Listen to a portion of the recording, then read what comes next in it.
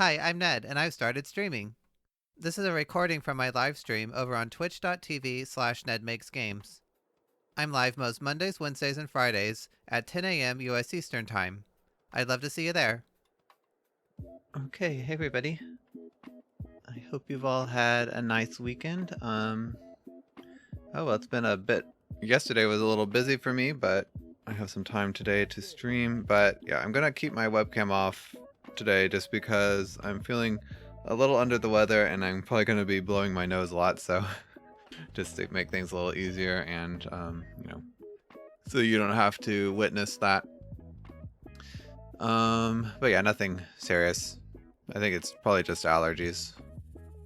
But okay, so the last couple streams we've been working on oops, I accidentally opened the same file twice. I wanted to get my what's it called? Outlines. Let me grab that real quick. But yeah, we've been working on a tutorial to write like code shaders in URP. And we're nearing the finish of it. So we've done all this stuff, basically introduction to shaders, recreating the URP lit shader, and then adding custom lighting. So there's a couple other things I want to just quickly look at, because there are other topics that I think are needed to understand how to write like general purpose shaders, but they're not actually part of the like a normal lit shader. So I'm going to talk a little bit about optimizations, and then I guess we kind of need to decide which of these I want to put in the tutorial. Let's do, I guess, more advanced HLSL. So we'll talk about in, out keywords and arrays. I guess that's the main thing, because we haven't really, there hasn't been any arrays so far in the shader. And then I want to do a quick thing about Vertex Animation, because I know when I first started writing shaders, that was pretty mind-blowing to me. And then we'll talk about how to access time and URP. And then finally, I want to talk a little bit about like passing data to shaders from C#. So we can do that through materials, global variables, and then mesh attributes like vertex colors and extra text chords. Okay, and I think the rest of this I'll leave for another tutorial. I already have a video about tessellation shaders, so that's taken care of. Then alpha to coverage is another transparency method, but I kind of want to do a whole video about transparency, so I think I'll leave that for that. And then parallax probably also deserves its own video.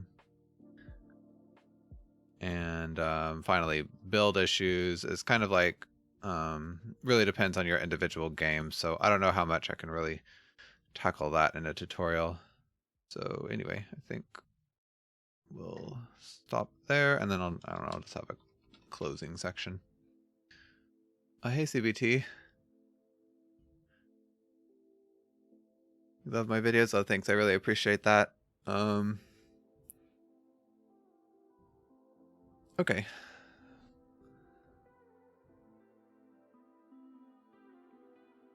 But yeah, I hope you'll also like this new tutorial. It's been a while since I've published a video, so I'm excited that I'm finally finishing up with this one. Okay, so we've got, so today I want to at least, well, it'd be cool if we could finish this whole thing, but I don't know, we'll see. I haven't actually written the code for any of these parts, so we'll be doing a little bit of research today on stream.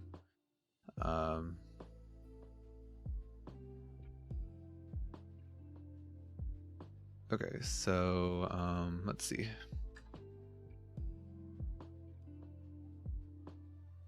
With that, we have a fully functional basic, or I guess it's not really basic anymore, lit shader. This, I wrote this to copy the default Urp shader closely, but one big advantage of writing your own shader is that you can optimize it. Thanks for the follow. To meet your game's needs. So for example, if you don't need normal maps, or okay, let's see. For example, if you don't need the specular workflow, you can combine, let's see. So right now I want to talk about getting rid of like texture samples that you don't need. So for example,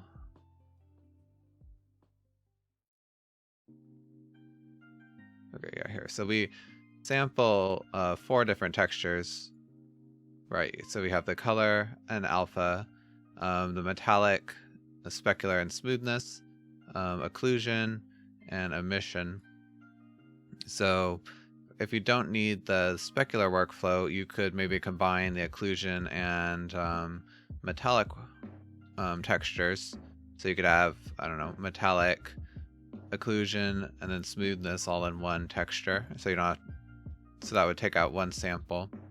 And then of course if you don't have emission, you could just remove that completely. Same with the normal map. Oh, so there's actually 5 samples here. Yeah, I forgot about the normal map. Let's see. Texture samples are pretty expensive, so it's a good idea to look at the textures you're sampling in your forward lit pass. See if you could pack data into fewer textures. So let's say, for example, if I don't ever plan to use the specular workflow, we open up 2 channels in the metallic smoothness texture. Inside, we could fit occlusion into the green channel, I guess, which would, how do I say it? I guess eliminate the need for a separate occlusion texture. You can okay, so maybe I guess to pack textures, you can use just any photo editing software to combine channels. Let's see. I mean, I usually use Substance Designer for this, but it's paid, so I know not everybody has access. I know you can do it in the GIMP, but I'm not sure how to do it off the top of my head. Okay, so I guess we'll have to figure that out at the time of recording. Let's see. I use Substance Designer for this, but let's see. Many different programs, but it's also possible in GIMP or Photoshop? Well, I'll have to make sure. I mean, you've got to be able to do it in Photoshop. I actually don't have it, so. So I guess at this point I'll probably show a really quick version of me doing it in the video. Or how about we just say I'll link to guides in the video description. There's got to be some online, so we'll look for that.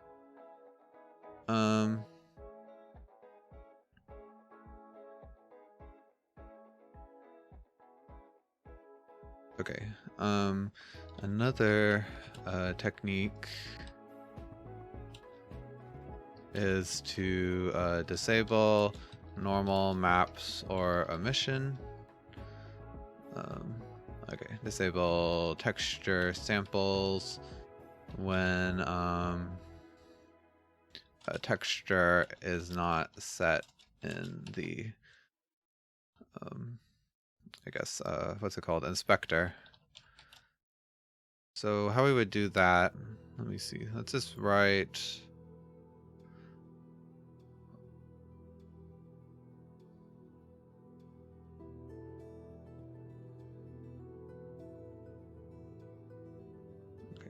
take a bit to load.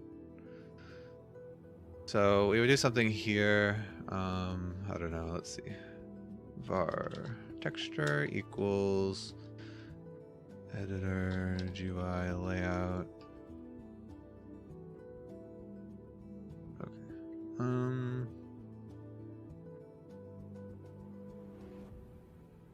Okay. So let's see. I'm not sure how to do a texture field and the inspector. Let's see, inspector, material, texture. Well, actually, I don't have to look it up online. I could just look at the URP version. So it's universal editor.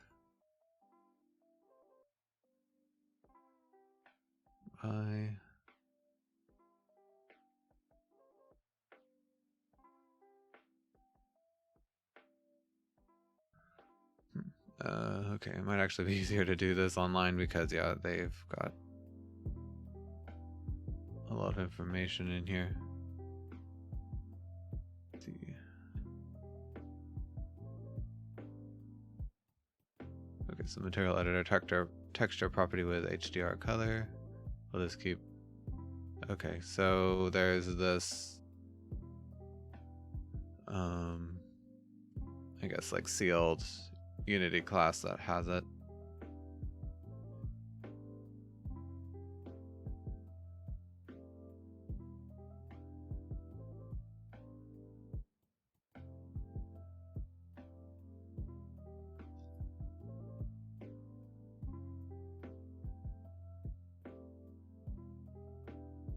Okay. So we basically just want texture property with a label and then the material property. Okay, I don't know what these other versions are. Maybe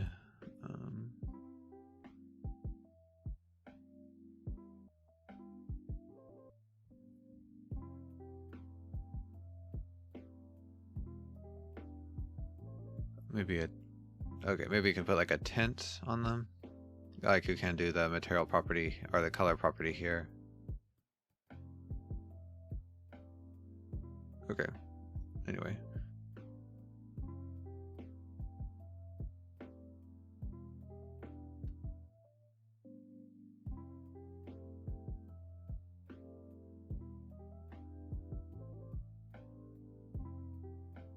I guess I see these.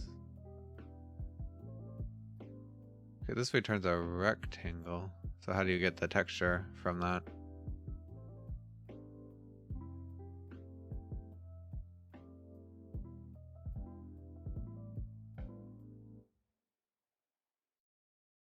Showing texture property control with HDR color field and its color brightness float field. Okay. So it returns the position on screen, but I don't know how you tell if there's actually been a texture set to it. Maybe you just look in the property.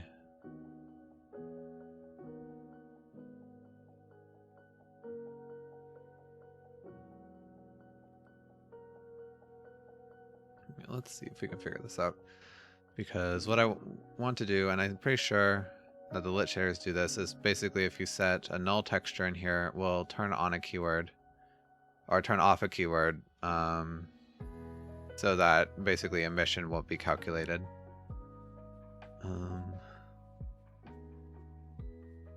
Okay, so where did I get to?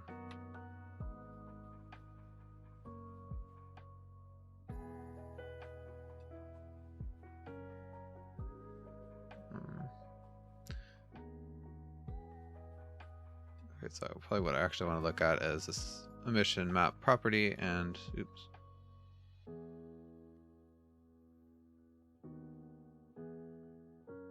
Okay, so here it's setting it. Okay, here it's saying if emission is null or there's no property. Okay, then it just doesn't do that. Okay, so here, yeah, if emission texture value does not equal null, okay. Then it just sets the color to white.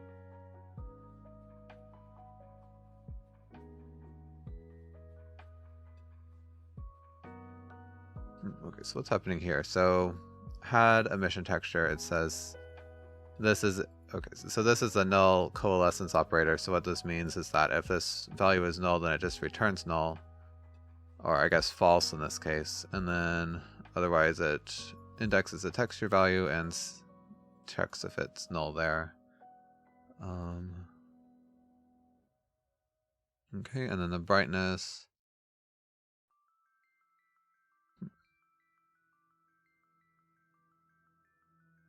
Okay, this is kind of strange because they already check if the emission map is not null here, so they don't have to do the null coalescing.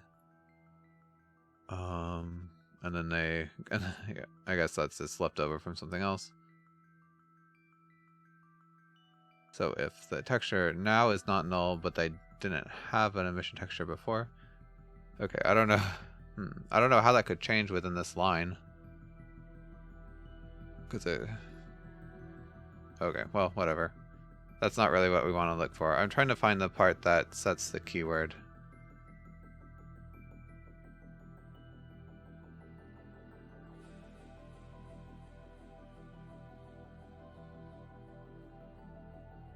Okay, well, I guess it's not in this class.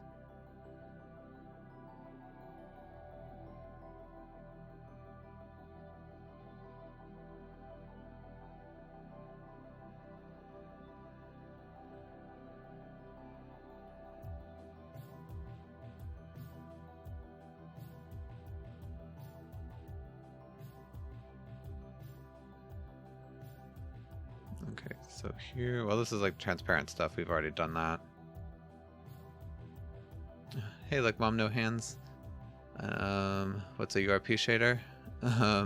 URP is basically like one of the rendering pipelines that you can use in Unity, and it stands for Universal Render Pipeline. So it's as opposed to like the built-in pipeline and then the high definition pipeline. So it's just basically a different shader library that you can use. Yeah, it's part of Unity.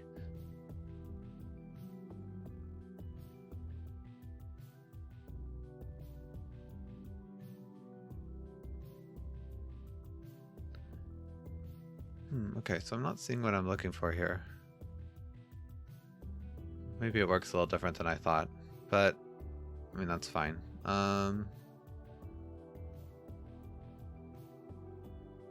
so I guess what we can do... Okay, we might not even have to add something here. So if I get the property... Let's see. Maybe I could just do it this way. So if... let's just debug log this. Bug log material. Get texture.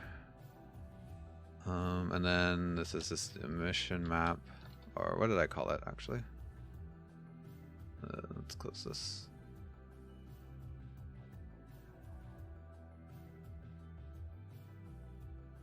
For a second, you thought we advanced in shaders? Oh, like some other programming language? No, just a different library in Unity.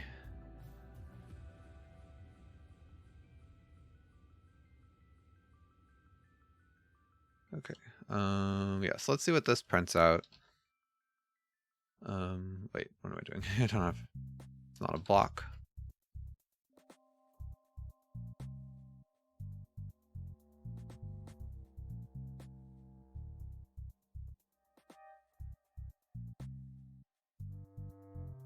Okay.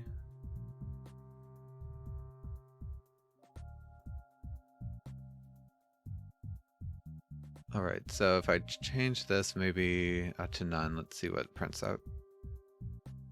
Oh, nothing. That's a little disappointing.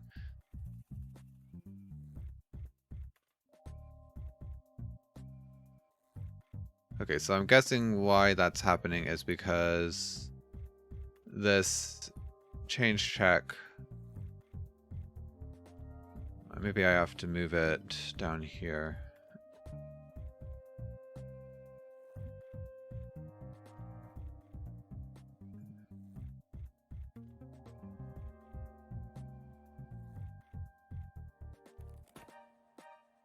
Okay, that did work. Okay. So the reason before we weren't getting any, this wasn't called because the begin change check was only checking to see if these two properties were changed. So if I move it after the base call, then it's checking for all the rest of the properties on the inspector as well. I think this is good because that way we don't have to have like a separate property for the emission.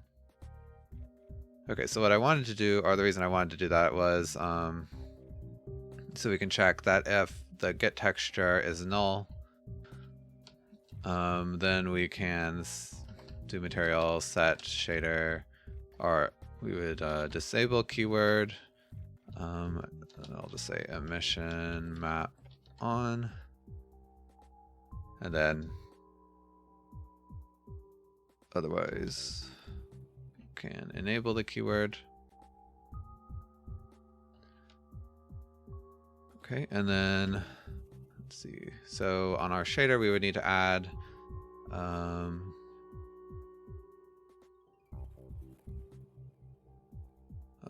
yeah, shader feature here. Oh yeah, and I didn't name it the correct way.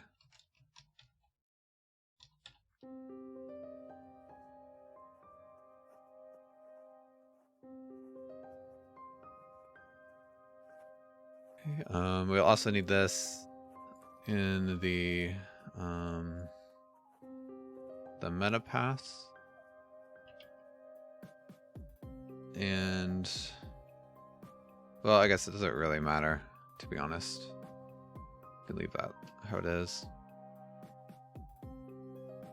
And then in the forward lit pass, we would just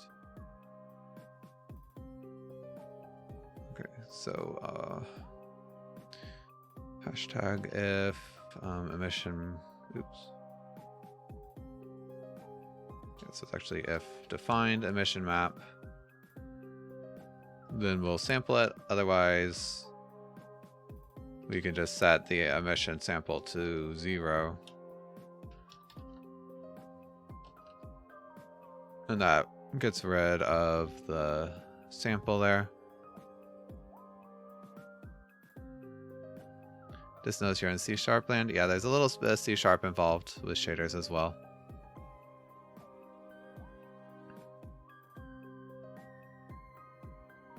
Okay, so what we can do... Alright, so there's no emission now, so if I set something... Okay, it did trigger it to reload. So what we would do... okay, let's actually make a simpler scene so it's going to be easier to test this.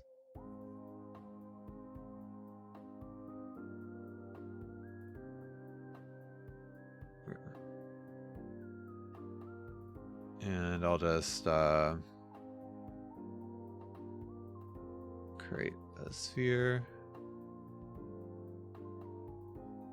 And I'll give it my material. Okay, and so we want to check to make sure that the emission on is not on right now.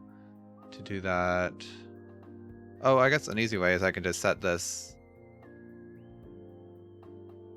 Okay, that's also, so maybe the emission should also be on if the tint is not black. Well, I don't know. It's not a, well, I guess what we would do in this case, actually, is we wouldn't set this to 0. We would, oh, wait.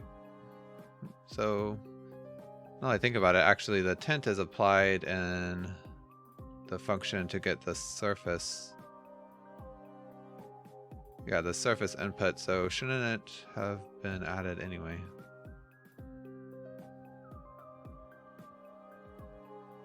Let's see what happens if I... Okay, so the problem, I think, is the emission tint isn't added, it's multiplied. So I think, yeah, if we don't have the emission map, we should just, it should actually be 1 here for white instead of 0.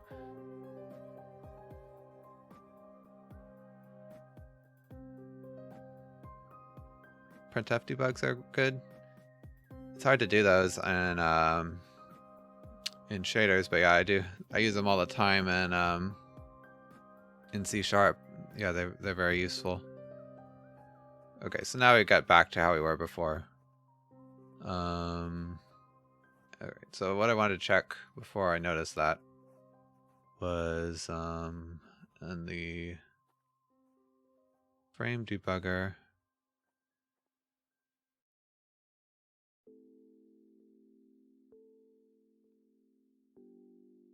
I was about to say, I love the little bunny emotes you're using. Or maybe they're Eevees. Either way, they're cute. What was I looking at? Oh yeah, so draw opaque objects. Okay, so we can look at the keywords here. Okay, I don't know, you probably can't see them, but so we have additional lights, shadows, custom lighting. What's this? Decal, light layers, blah blah blah. But we don't see the emission map. So if I set this to something, okay, so then it reloaded, and now we can see emission map on right here. So okay, so it does do what we want. And now obviously if I turn this, I guess, does it actually... Okay, there we go. So now it has some kind of emission pattern on it. Okay, so we could be a little smarter here and also turn the emission off if the tint is 0, but I don't know, it's not that big of a deal. Oh, they're bunnies, but the second one they call it Eevees. Okay. Well, either way, I really like them. Bunnies was my first thought, so I guess I kind of have Pokemon on the mind though with the that announcement this morning. Okay, so I don't know. I don't really have to save this, I guess, but it's fine. All right, so that's about all I wanted to write for this section. So yeah, we saved ourselves a sample here without losing any, I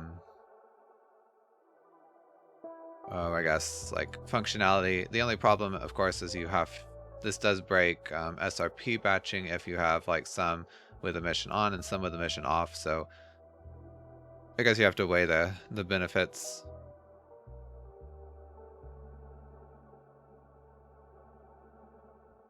Oh, you missed out on Pokemon Crave?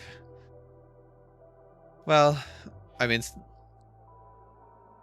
I guess it's mostly nostalgia. The newer games, I don't know, haven't been quite as good. Although I still do enjoy them.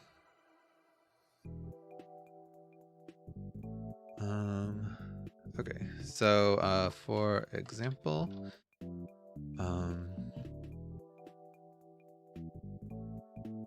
we can use a keyword to disable or to skip the emission texture sample if no texture is selected.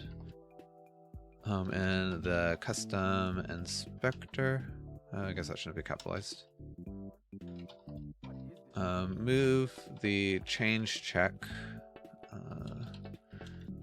to below the default, or I guess the base call, so it will check for all properties, or check for changes in all properties, I should say. Maybe write a paper on it, yeah, because I'm gonna make a video about this, so I write the script for it. Thanks for the follow, by the way. Okay. Then let's see, what's the function called?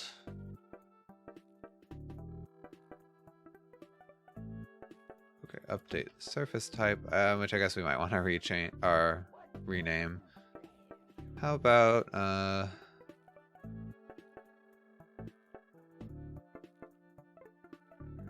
well, I'll just leave it. I mean, we're not working with this too much longer.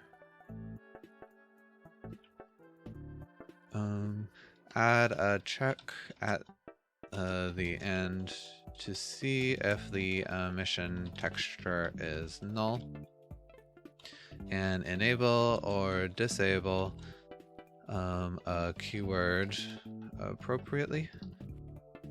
Add the corresponding shader feature in the forward lit pass. Okay, I don't know why I can't type that today. Block. Then in the fragment function, if the keyword is enabled, sample the emission texture, otherwise set the emission sample variable to white. Why white? This way the emission tint will still work even if the texture sample is disabled. Would you say that if you wrote your own engine with shader calls, you could trim that document down to 2 lines? I don't know. I'd have to think about it. I haven't, I need to, someday I'd like to try to write my own renderer in a custom engine like you're saying, but probably it would be a little simpler.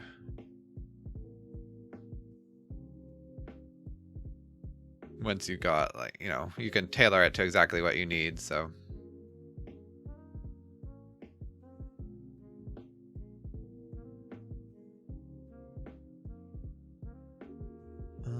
Okay, so what else do I need to do here? Or I guess we'll just check that everything is working in the scene by looking at the enabled keywords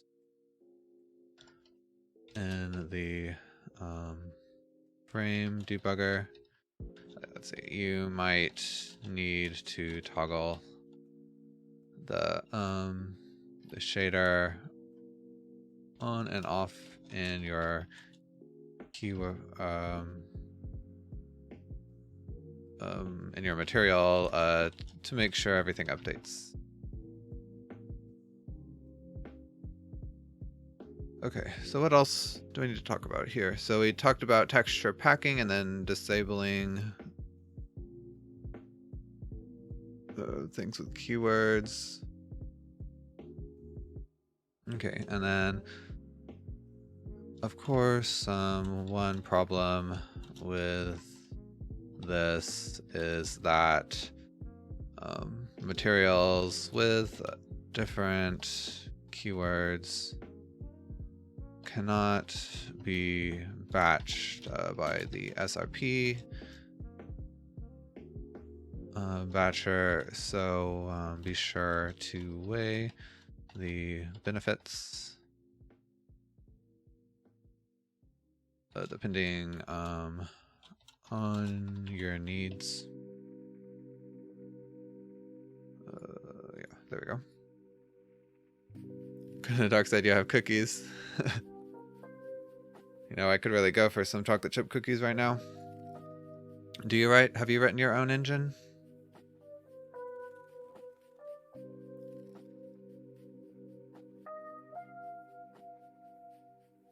Let's see. All right.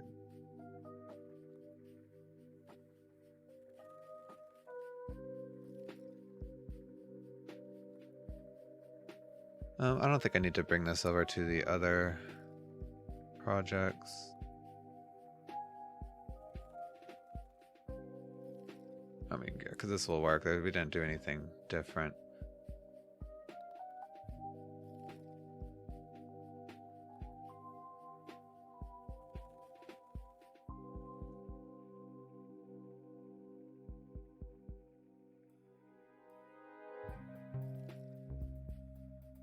I'm trying to think. Well, I guess it doesn't really matter. I don't know if I want... Well, I think that if I was writing this shader for me, I probably would not have this keyword because of the SRP batcher thing. But I guess it does show how to do it, so I'll just leave it in.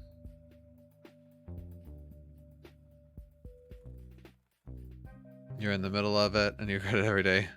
That's how you learn.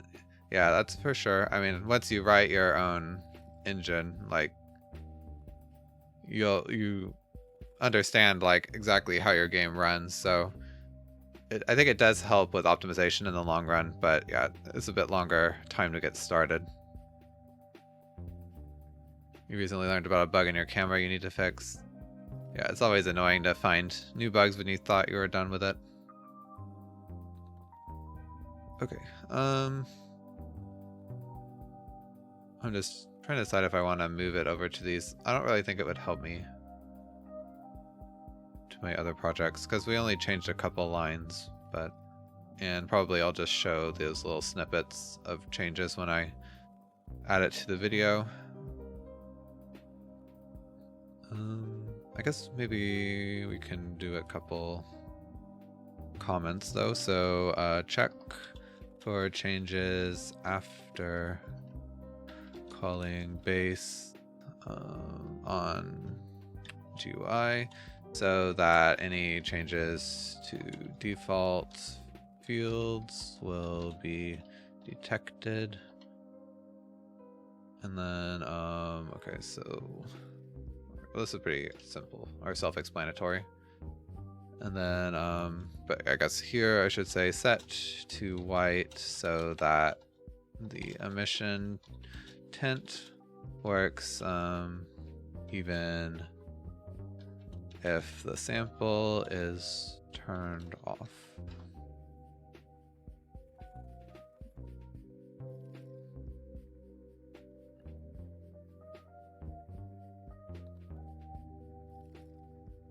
Okay, so I think we're done with this. Let's just see. Remember that since you wrote this entire shader, you can customize it exactly to your game's needs.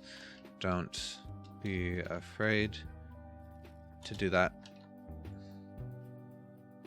Alright, and so next we're going to talk about Vertex Animation. And I'm going to just kind of do a really simple introduction, because you can get pretty in-depth into this. Optimization, please know how, yeah. Optimization is, well, there's a kind of fun to it. I guess not when you've been doing it for so long, but to try to figure out the puzzle. You're a noob at entrance. I forgot it. Oh, let's see. Remember that since you wrote this entire shader, you can customize. Oh, thank you. Customize it exactly to your game's needs. yeah, this is, I will go back and do another draft of this, but it's always good to catch typos as soon as you can. Okay, so for this I want to try to write, what's the best way to do this? So I guess we'll just write a simple vertex animated shader. Doesn't really have to have all of these features.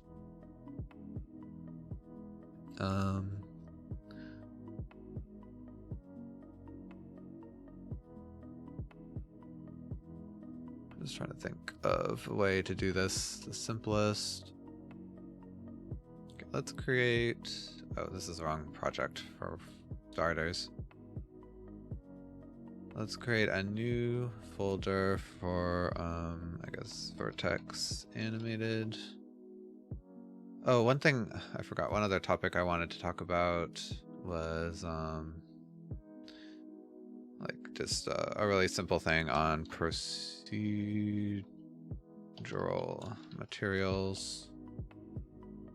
Just kind of, I don't know, we'll talk about like how you can maybe use noise to create colors or something.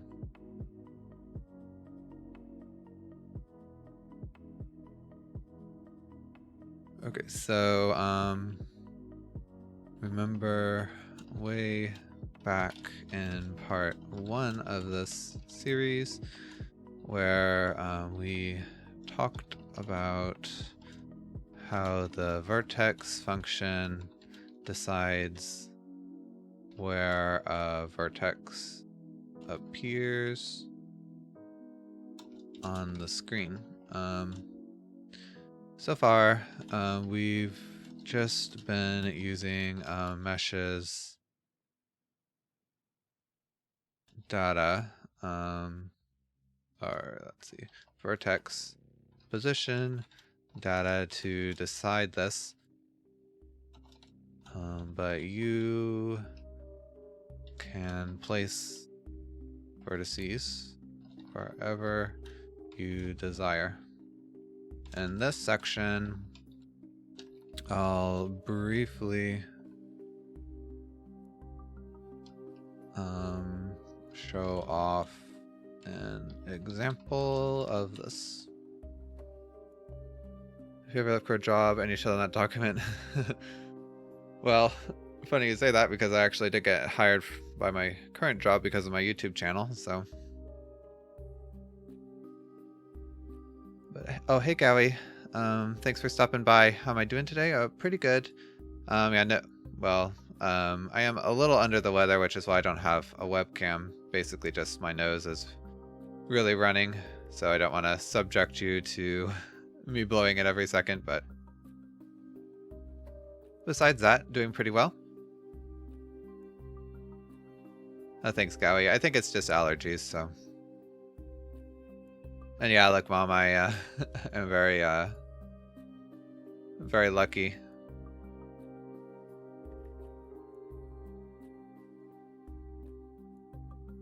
Thank you. Okay, so let's just do a really simple vertex animated shader. Okay, so first we'll start with the shader file.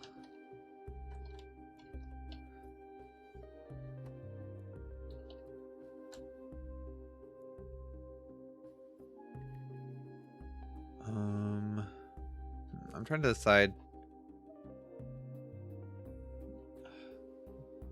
what I want to actually include in here. And I hate how Visual Studio never knows how to format shader files. Let's see. Let's just do color.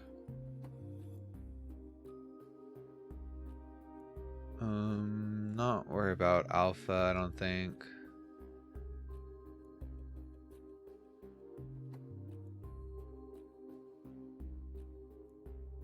Maybe I'll just have a smoothness property.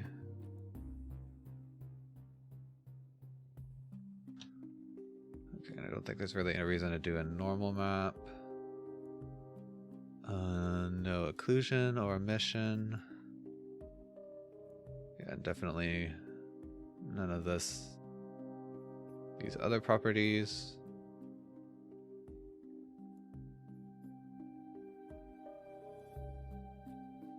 Okay, and then we have our forward lit pass. Let's see if I can clean this up a little bit. Okay, so I think this is all fine. Okay, so we got none of this stuff. Yeah, actually none of it, period.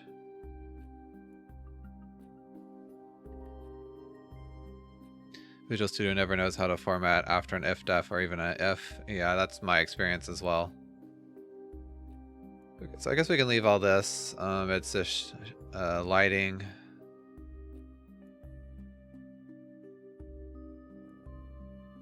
Okay, and then I should change this to Vertex Animated Forward Lit Pass.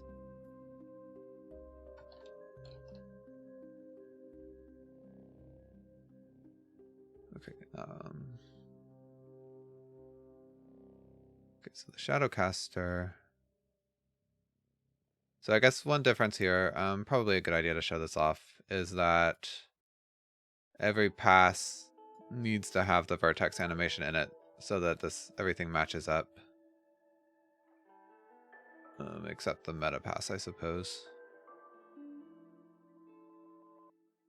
Oh yeah, it really messed up the meta pass for whatever reason.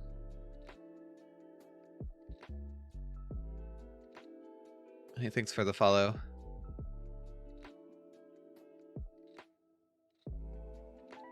Okay, and no custom inspector for this. All right, so here I'm missing a bracket, it seems like. Either that or... Okay, so subshader is pink. Okay, so it's this one, and then... Okay, so... Okay, here's the problem. There's an extra indentation right there.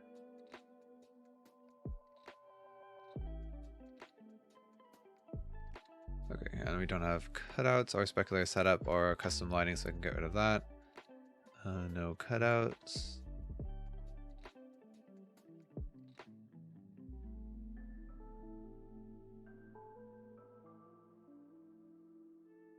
Okay, and then I need to add or get the correct file here.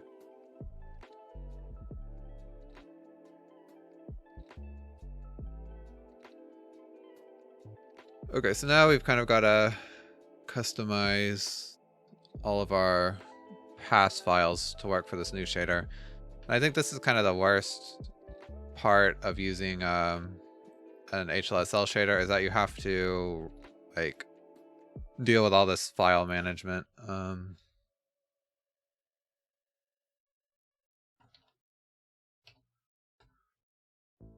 But it does, like, once you get everything set up, you have complete control, so I don't know, it is, I guess, worth it for certain aspects. I mean, for simple shaders, you can still use the shader graph, which takes care of most of this stuff. This should actually be Vertex Animated. Okay, so we only have the color map now. Okay, this is for debugging. Did I keep the tint? Yeah, we can do that. And then smoothness is the only other thing. We'll probably add more stuff because we're gonna have animation. Okay, yeah, no alpha clipping, no normal maps, and I guess we can leave this, but it's gonna be a lot simpler. Okay, so it's too much for me. You're not planning to use anything more than the shader graph ever, but still hanging around enjoying the content. Thanks, CBT. Yeah, I know a lot of people won't use this kind of thing, but it was highly requested on my Patreon, and I will return to shader graphs, and I'm planning pretty soon. So yeah, I hope to have some more content for people that enjoy shader graphs more soon. Okay, so this is color. We don't have any of that anymore. Although I guess I should just set it here. So we'll turn, I'll just set both to 0 actually. We don't really care what setup. Oh, one thing I did need to leave, I forgot, is you have to leave the oh, well, actually I don't have normal maps, so no. You have to define a normal map if you want certain debug views to work, but yeah, it's not a problem here. Then we'll just have smoothness, and the tangent space normal will always point directly in the Z direction because we have no normal maps.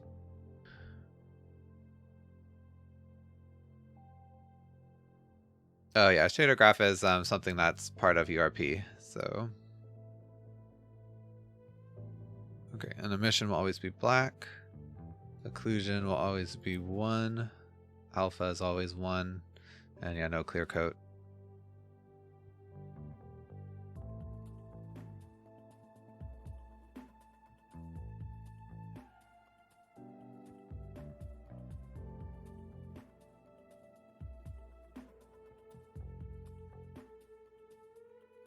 Okay, so I think that's fine. Let's do the lit pass now.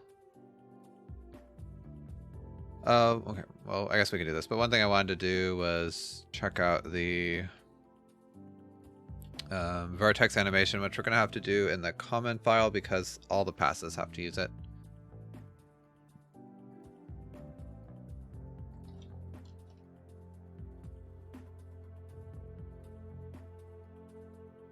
Oh, thanks, CBT.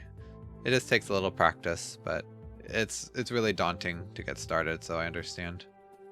Oh, hey, Ademtoot. It's been a while. How are you doing?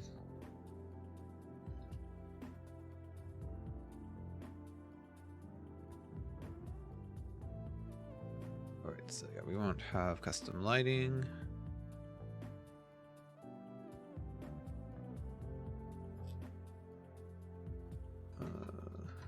Vertex animated common. Okay, so I guess we still need this.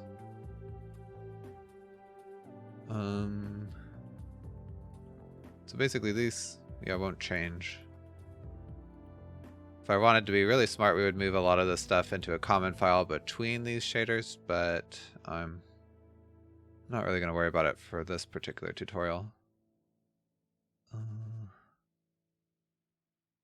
Okay, so that's all good. Really the only difference here is that we'll have some function to animate the final vertex position.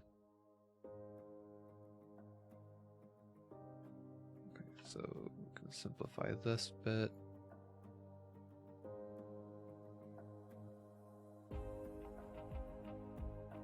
No custom lighting.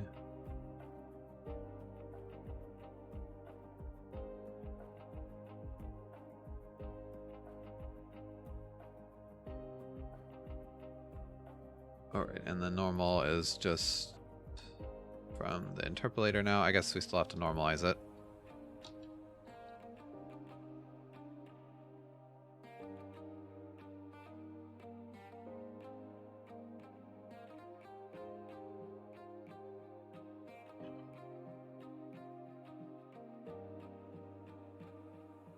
Okay, we don't have a tangent to world, so I'll set that to 0.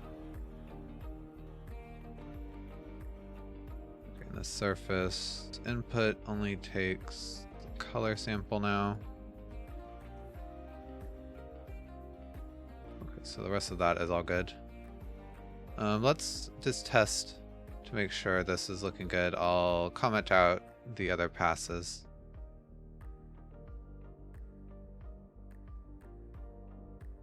You're doing good. You hope in the near future. Oh, yes. Yeah, that's kind of... Yeah, I almost didn't want to stream today just because all that stuff is, you know...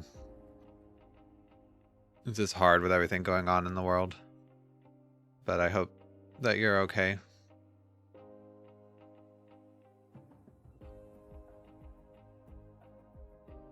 But one way I like to think of it is, I don't know, kind of providing a a distraction, so I hope that that does help some people the little bit that I can.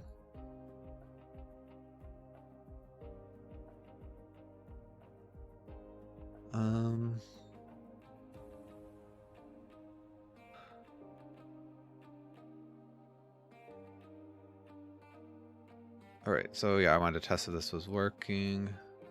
Okay, so it's good I have this test scene, I guess.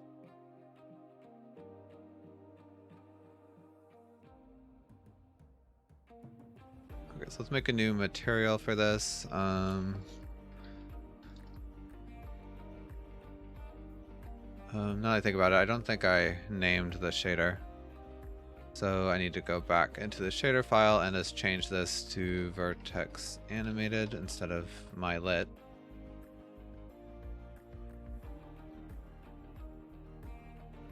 Really nice looking sphere. Oh, thanks, Tit.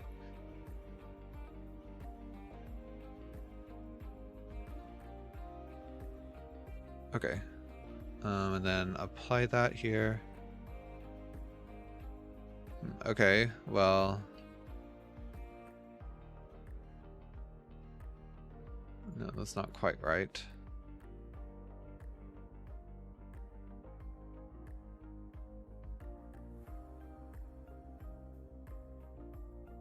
Let's see, do I get... Okay, so no errors.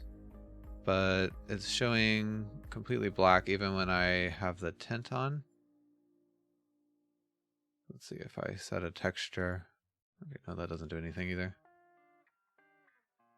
Okay, let's see what I've done wrong. Oh, okay, so I need to I removed these variables, so now I can just use the default values for all of them. That might have been what the error was.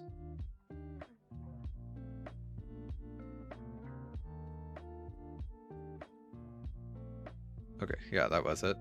So it was just, you know, blending with the default value. So I think it was doing 0, 0, so it's just always black.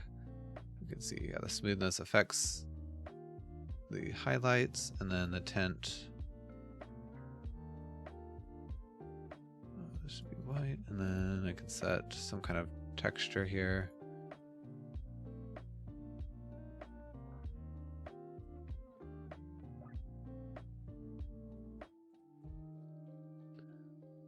Okay, so I think we're ready to do the vertex animation. So I pretty much just want to make it, I don't know, kind of have a wave effect. Nothing super complicated. So what I'll do, let's do float 3.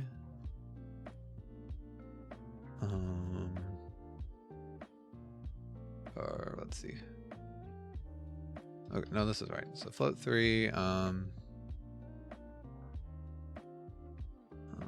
animate,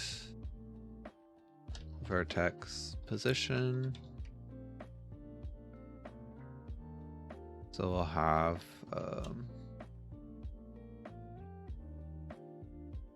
okay, I guess the vertex. How do I want to call this? So this is like the mesh vertex position, I guess. And world space, and I guess that's it. So, oh, I need the normal vector.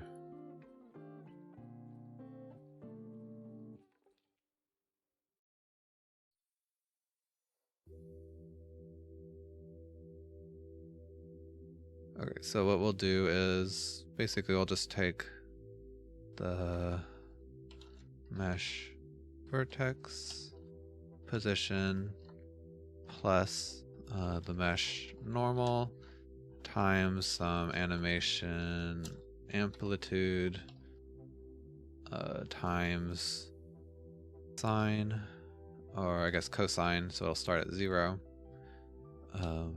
time dot y times animation frequency. Okay, so this time.y variable is like a Unity magic variable that contains the time since the scene has loaded. And So you can use it for animations like this. Okay, and we need to add a couple properties in here. So we have animation amplitude and animation frequency. And then in the shader, we'll add 2 properties. The other day you tried to make stencil shadows and got really low frames per second on mobile. You think you did something wrong. Maybe it's an idea for a new video. That would be cool to do. I definitely like to do, I wanted to do a video on doing like custom shadow for a while now. So I think that would definitely fit into that. Amplitude.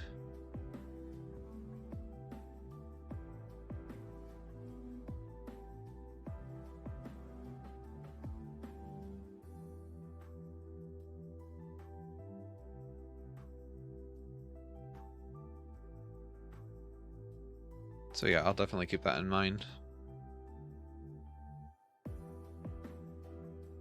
Okay, so this, yeah, no reason to make this a range. I mean, I guess we could. I do like using ranges because the sliders make it easy to edit things, but probably better if it's just a normal float variable. Okay, and of course nothing will happen until we actually call that function. So in the vertex function, we'll set... So, okay, we can't use this position in clip space anymore. So what we have to do is find the,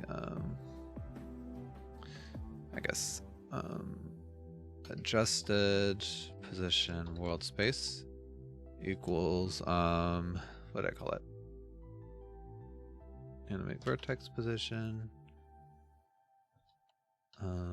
position inputs, position world space, and then we need the normal inputs, normal world space.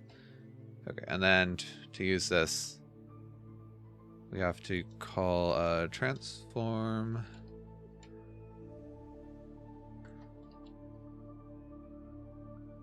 Okay, I forget it's like transform position H clip, but I don't think that's the real name of it. We'll see if this throws an error. I can go track it down. Oh yeah, that should be a float 3, of course.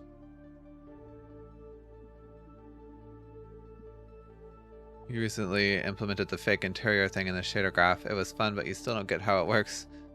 You tried to make it a non-cube shape like Portal, but of course you failed. Yeah, I've wanted to do that kind of shader for a while as well. I saw a tutorial on it recently, so I guess I'm glad that other people are tackling it. But yeah, it looks like something fun to work on. Oh, hey Seagull Rush, it's good to see you again. How are you doing today?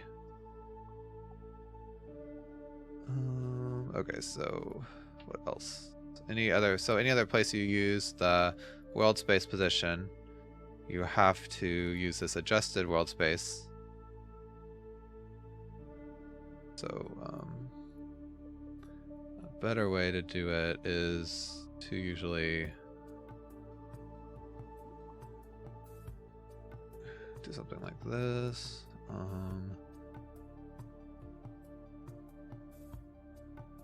Yeah, the ordering of these variables is a little bit weird to me, but I think it's just because that's the order that we originally created them. Okay, so use the world space position from the output, so that way you're sure that these are synchronized. Does anything else use position right here?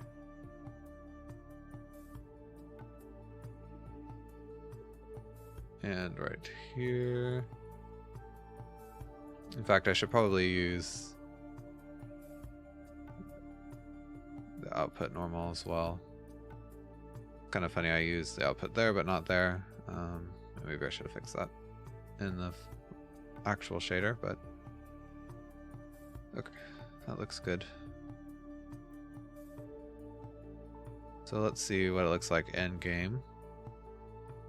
What's cooking today? I'm working more on the tutorial series and kind of finishing up with other, I don't know, features that really aren't in like the default lit shader, but I still think are kind of important to understand. So today right now I'm doing like Vertex Animation, but it looks like I have a bug. Oh no, I've been editing the mylit forward pass. Okay, well that's annoying. Okay, so I'm just gonna undo everything I did. I should close this so that doesn't happen again. Okay, so actually we can just set the output position of world space equals animate vertex position inputs position world space and norm inputs normal world space. And then you could just rearrange this a bit. So transform position H clip. This takes a world space position, so we need to make sure we use the version that's been animated. Then we have UV, normal.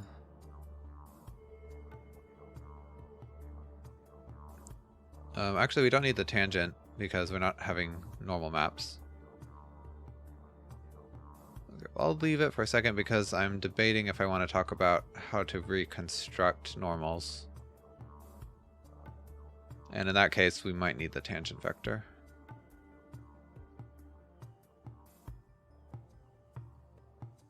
Okay, so this takes output. Just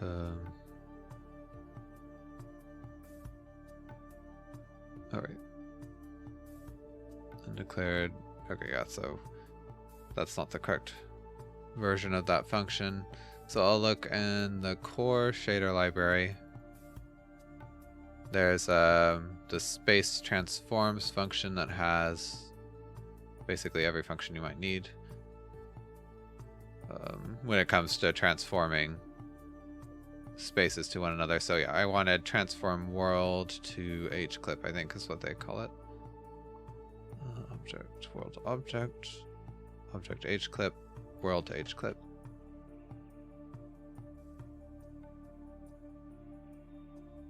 And H clip is just another name for clip space. Okay, that was so wrong.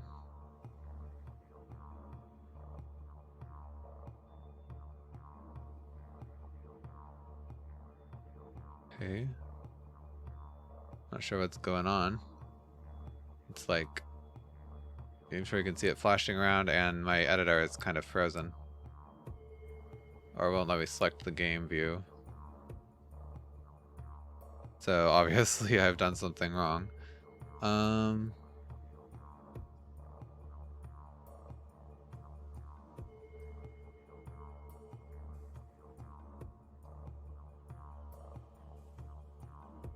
Okay, let's just set this to 0 for a moment.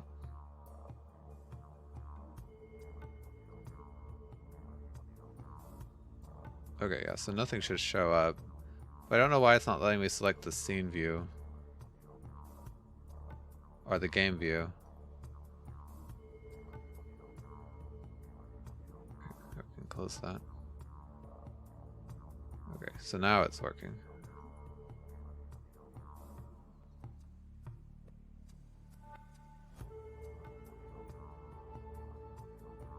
Okay, so obviously something weird is happening here.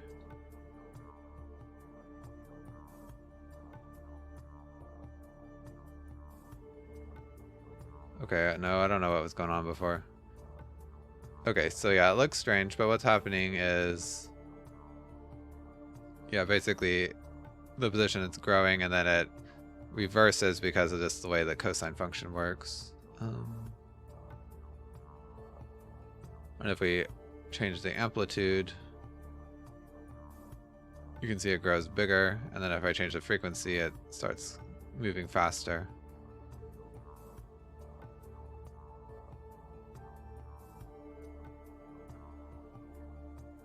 Yeah, so I think I will need to remap it probably, but that's really not the way I want it to look anyway. What I want it to do is only like extend from the surface of the sphere. So what I want to do is, yeah, change the cosine to range from 0 to 1 instead of -1 to 1. So what I would do is multiply it by 1/2 and then add 1/2.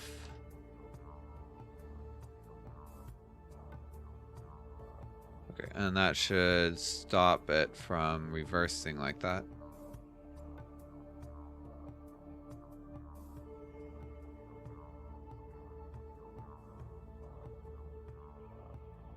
Okay, so that is better. But I also don't really want it to... Okay, so right now, the entire sphere moves at once, which is fine, but I kind of wanted it to move more in waves. So I think what I'll try to do is somehow add in like UVs into this calculation.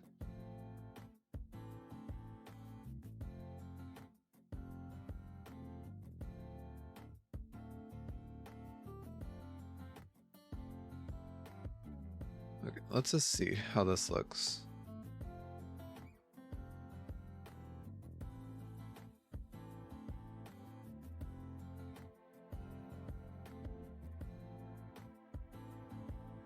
Oh, yeah, I need to pass the UVs as well. I guess now I need to calculate UVs before this. And then we'll use the output value.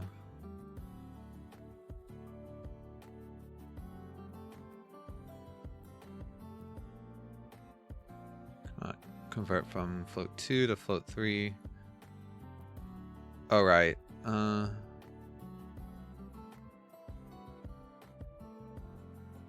see. So the cosine. Let's see. Okay, this is something different, but that's actually, this is getting a little bit confusing.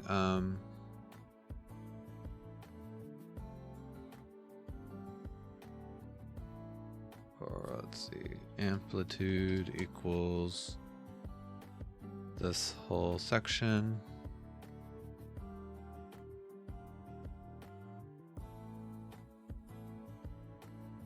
Okay, so what I probably want to do is, I don't know how this will look, but I'll just add both components of the UV.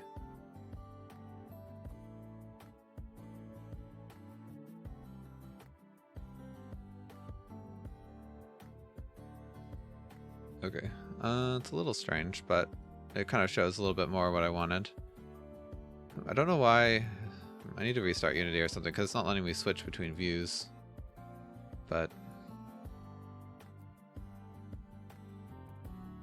let's set the frequency lower so we can kind of look at it. There it goes again. All right, so now since we're using UVs, we kind of have a seam, which I guess, you know, not super avoidable.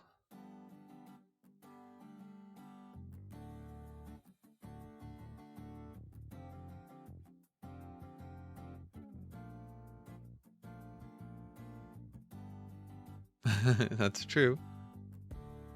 And the UV does seem to have seams. So, okay. I guess I need to decide like what I want to do. I mean, this tutorial, I mean, I'm trying to just illustrate moving vertices, which I guess we've kind of done. But I also would kind of like it to look good. What I want it to do is, I don't know, maybe I need to do it based on the Y position of the vertex. Let's see. Not worry about UVs at all.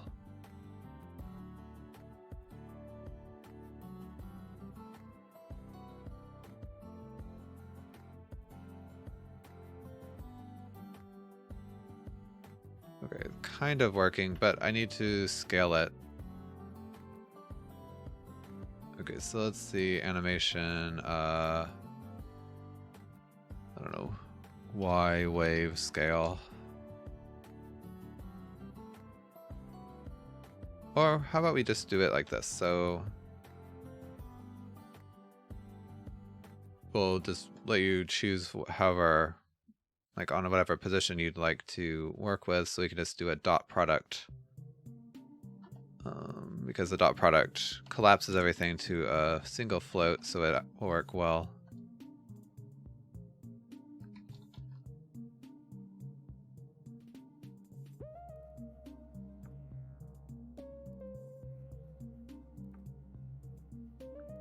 Okay, and then on the shader, I need to add a vertex.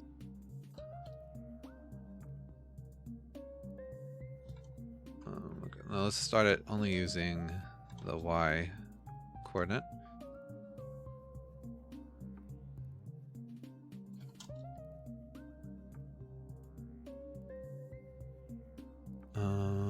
Parse error.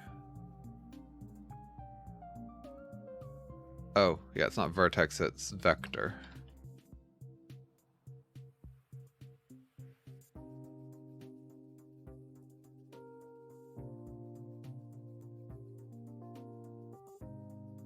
Oh, I see, I misspelled that. Okay, so now when we enter play mode, should be able to increase this.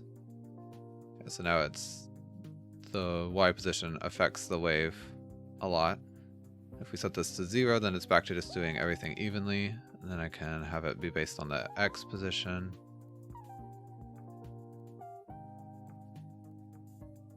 And then the Z position, which is hard to see from here.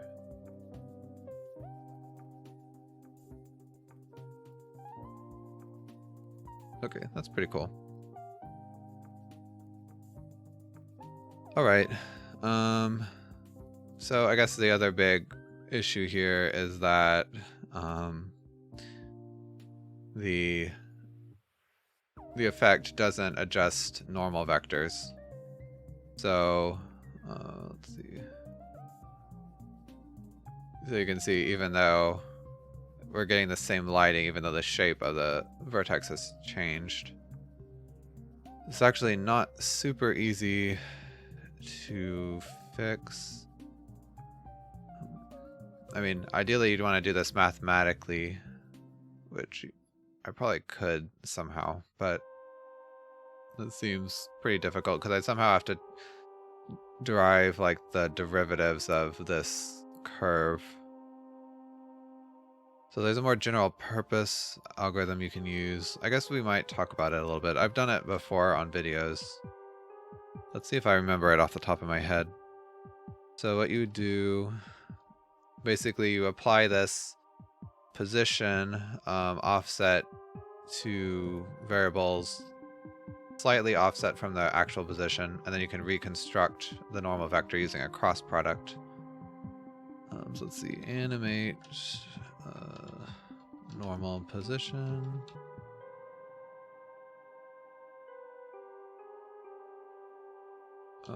Let's see. I guess this can just return both the position and the normal. So out, final position world space, and final normal world space. Okay, so this actually won't return anything anymore. Okay, so we want a separate function that will just animate the position. Animate the position. And that will just be our old version here. This. Okay, so actually we also need the mesh tangent world space for this, because we use the tangent vector to offset.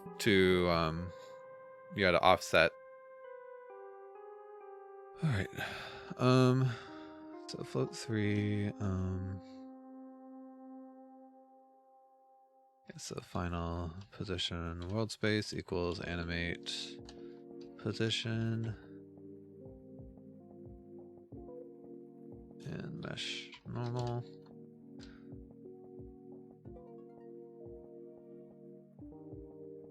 Okay, so the only issue here, well, let's just see how it works. This isn't exact because like the normal actually changes slightly when we move position because we're working with a sphere and on a flat plane. But so I don't know if this technique will actually work very well. That's why like doing these, trying to reconstruct the normal is not the easiest. But we might as well just see if how it looks. Let's see. I think I might just pull up.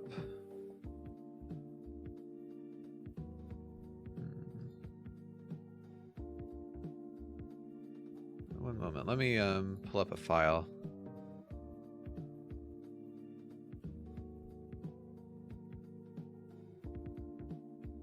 Of my actually I did this in the tessellation shaders, didn't I?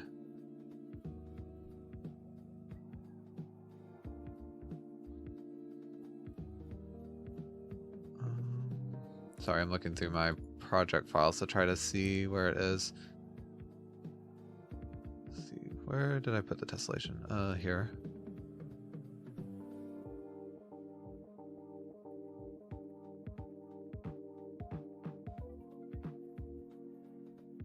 Okay, so I think this was in my noise. No, that one. It was the.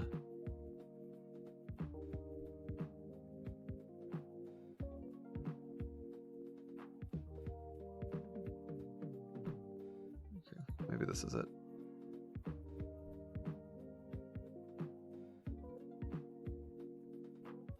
Okay, so this is my tessellation shader from my video. So I'm trying to think. So I had a way to recalculate normal, right? So calculate. Okay, that's from the Bezier. Okay. So yeah, from generate normal from height map. Oh, okay. This isn't the same actually. Okay, so was it the deformation one? I'm trying to look for the one that has a specific algorithm. There's a bunch of ways to do this. Oh yeah, so here.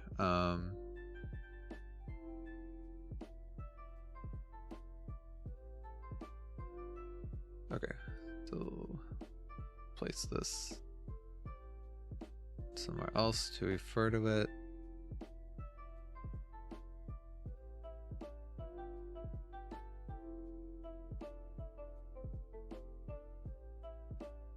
Okay, so yeah, we'll have this, which is the amount that we offset the position based on the tangent and bitangent.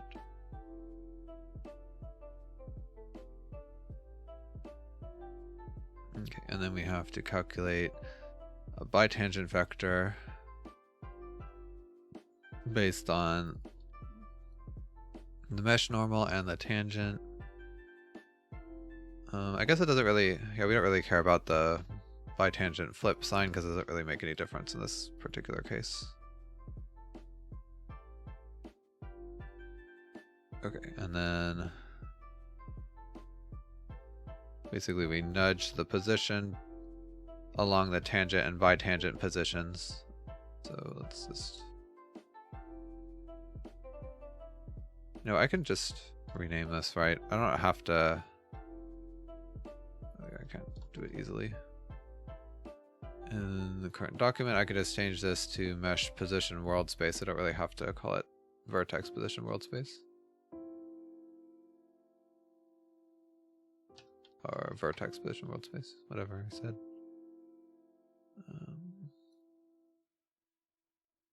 Okay.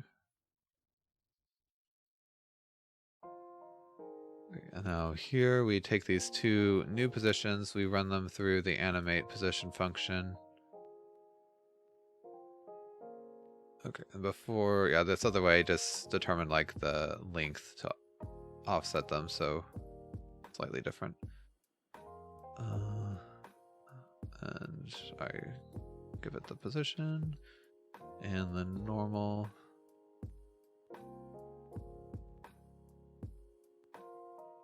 Okay, and then finally we figure out a new normal vector by like doing another cross product with the deformed position. Yeah, so basically we find two vectors pointing from the deformed final position to these deformed offset positions and then take their cross product, and that should give us a normal vector. Let's see if it actually looks good, because like I said, this algorithm doesn't work for all possible cases. Okay, so then we'll call animate vertex position, and you know, we're not using the UV anymore.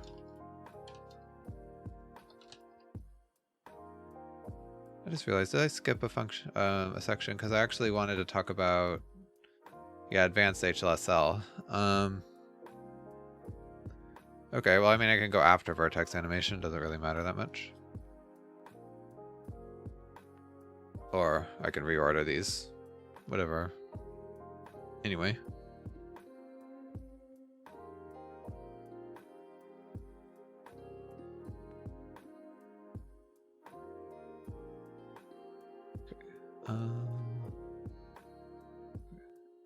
Actually, I can do it like this.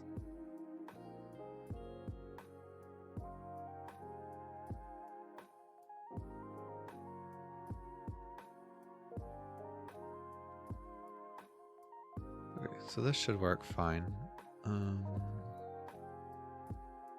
Unrecognized identifier.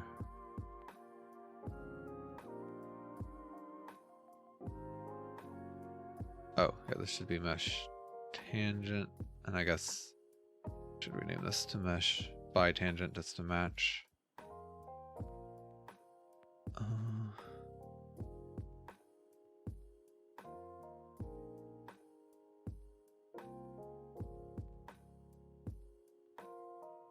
Recognize identifier, final position world space.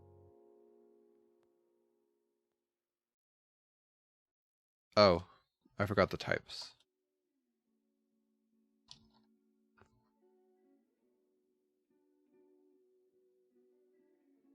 I'm matching 3 parameter. So animate position. Oh yeah, it just needs the position and the normal, so I don't have to pass the original position.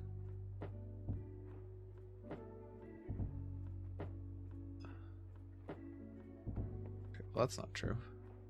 It says there's no for argument. Oh, that is true actually, because I need to pass the tangent.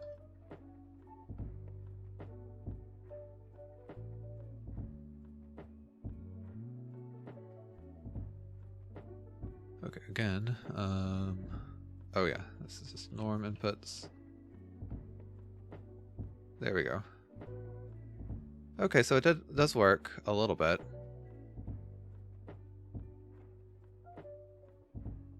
The lighting is affected by it, but you can see it's not the smoothest.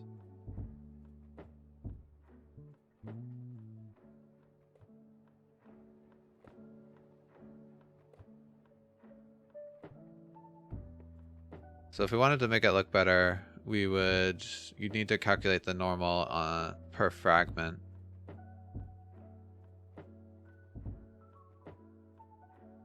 So let's see, can we do that?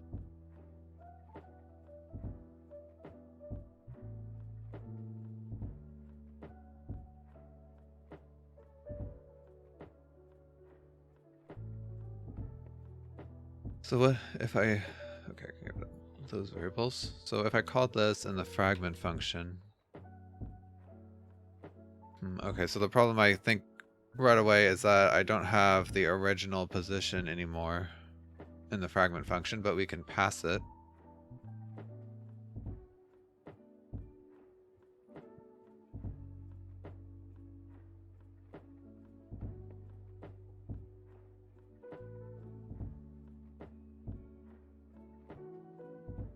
I mean, what you'd really want to do is somehow find a way to generate the tangent space normal using derivatives and stuff, but that's always like, it depends on like what function you use. And I kind of want to do like a more general purpose algorithm, which I guess this works. Well, let's just try it. I mean, we could just stop here, but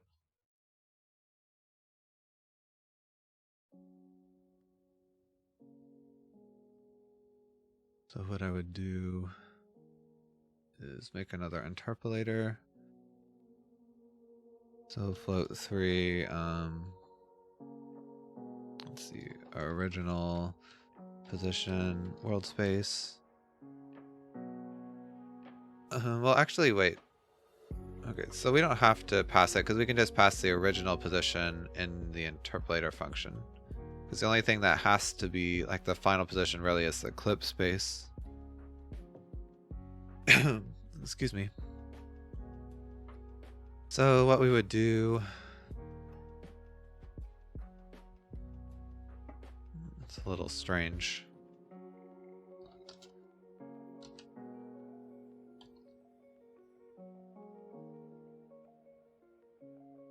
Okay, I might need to clean this up, but basically we would reach pass. We'd use this to calculate the clip space and vertex lighting and things like that. Okay, would we not even use... Oh, no, I guess we would use the deform normal, but we'd want to still have the original normal. Okay, this is a little...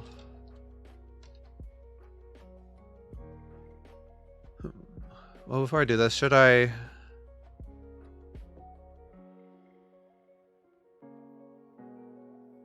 have a way to switch between them?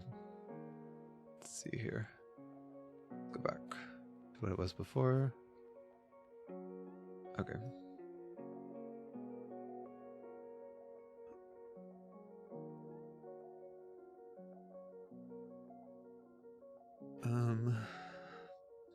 So I could use a keyword. I mean, but you wouldn't want to have this in a final shader. The only reason I'm thinking about it is for like just to show in the tutorial, and I already have this version. Okay, well, I should just make the final one and then show my steps again, I think, because I think if I saved this particular version and I ended up changing something in the final version, then, you know, I'd have to like rewrite it anyway. So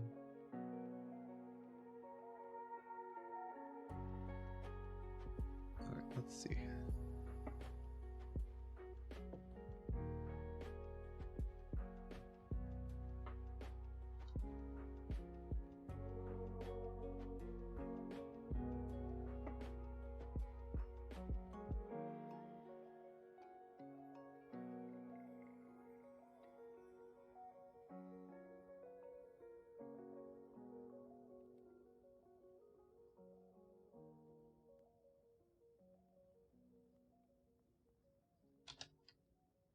Okay, so yeah, again, instead of storing it in the output, we'll do this, and then,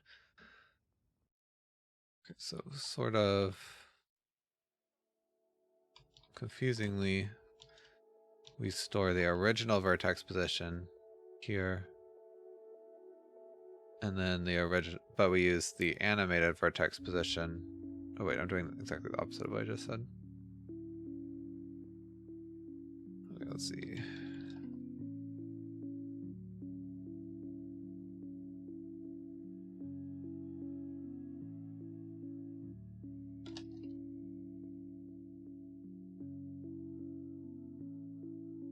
Okay, so yeah, we use the animated to calculate the clip space because we need to know this before we actually get to the fragment function.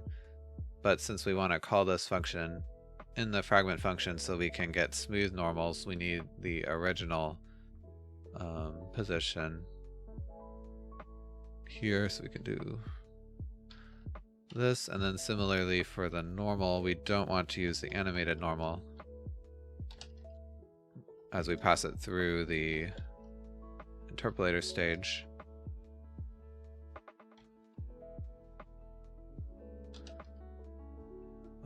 But we want to use the animated normal when we calculate things like vertex lighting,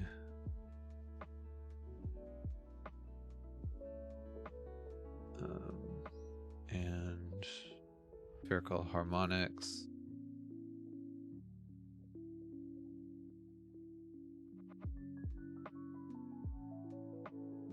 Okay, so I'm just doing once more.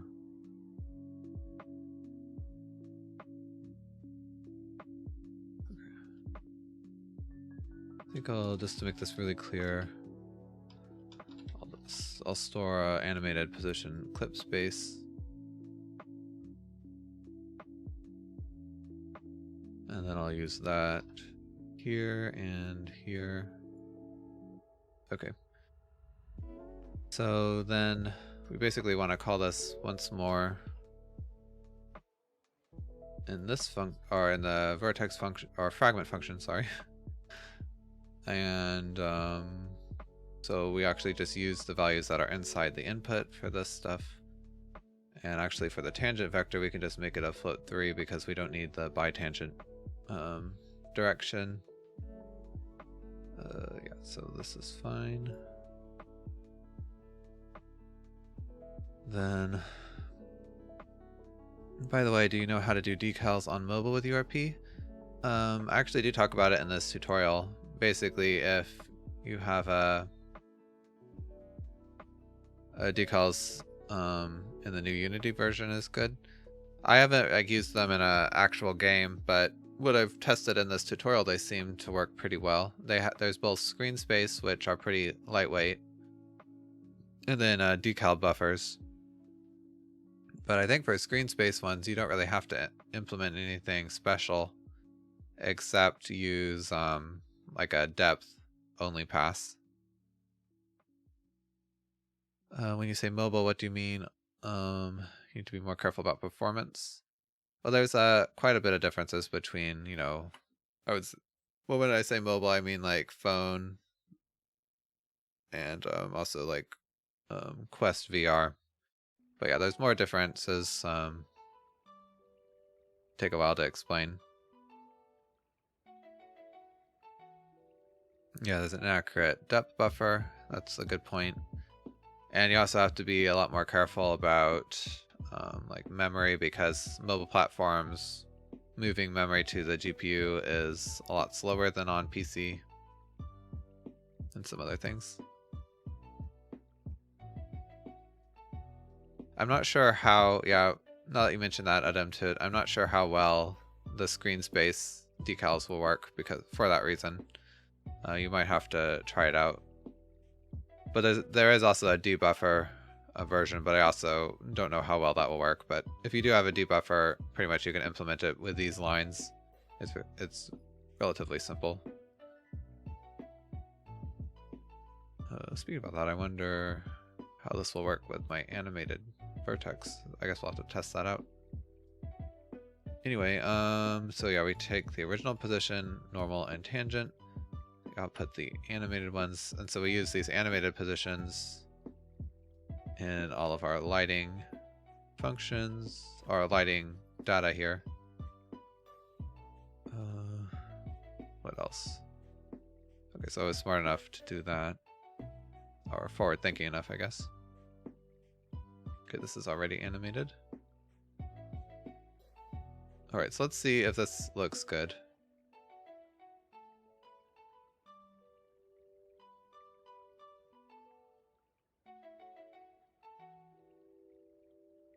Okay, not too bad. There's still, it's not completely smooth, but it's definitely better than before. So I'd say that's a success. You can get better quality normals, like I've said, by trying to compute them mathematically, but I don't want to do that in this example. One, because it's specific to this particular animation, and also I just take a lot of time to try to figure that out. But let's look at the frame debugger. Oops, it's actually not the frame debugger. I wanted the rendering debugger, and we can look at to see what still works. Specular. Okay, well, we don't have specular, so that makes sense. Okay, the world space normal. Okay, I was curious if it would reflect the animations, and it does. Okay, the tangent space is not very useful this particular. No problem, CBT. You've used shader for decals, but they're using a clipping with a depth texture. Okay, so that's kind of like, yeah, they have screen space decals which work like that. And then there's what they call the debuffer, which are basically, I think it's like decal data written to a separate screen texture, and then I'm not sure exactly the math behind it, but it samples that texture. Those are always a lot higher quality, but I know it requires like an extra pass and more textures, which is not always the best for mobile platforms. Okay, but anyway, I think I'm pretty happy with this. It illustrates Vertex Animation pretty well. Yeah, we can have combinations for some kind of cool.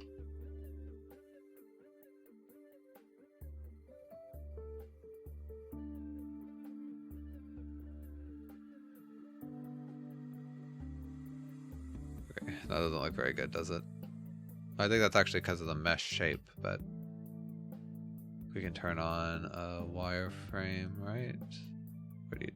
I always forget where they changed where that's located in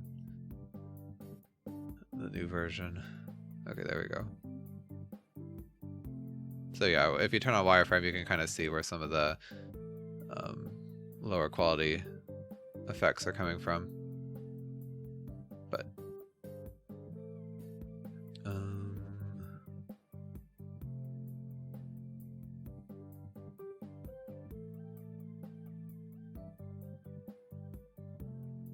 also requires some skills you don't have. Oh, okay, well, yeah, I do want to look into it more. I want to make a video on decals because there's some things I wasn't able to look into just doing this tutorial. And what will happen if we change mesh? That's a good question. Let's see. Let's see. We'll do a cylinder. Oh, that looks really strange.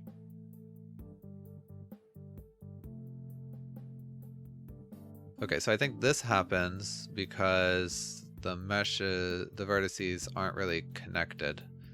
Where there's these crisp edges, the normals are not continuous, and so when you offset based on the normals, you get like these holes.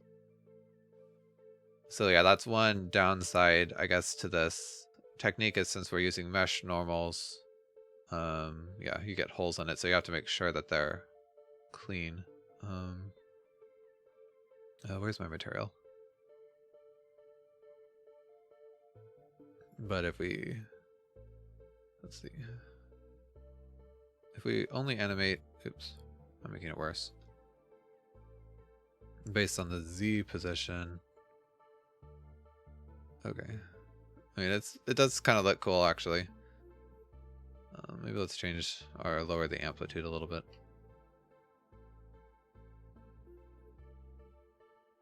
It's kind of a fun effect. Let's see. Change it.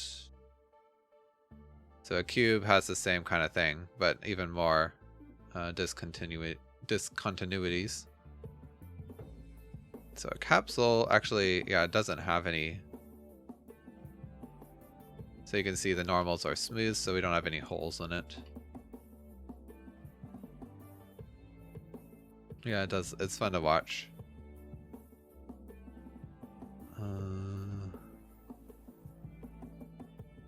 Okay. Some other meshes that I've used throughout the project. Where I have this. Okay, is this a camera? I don't know.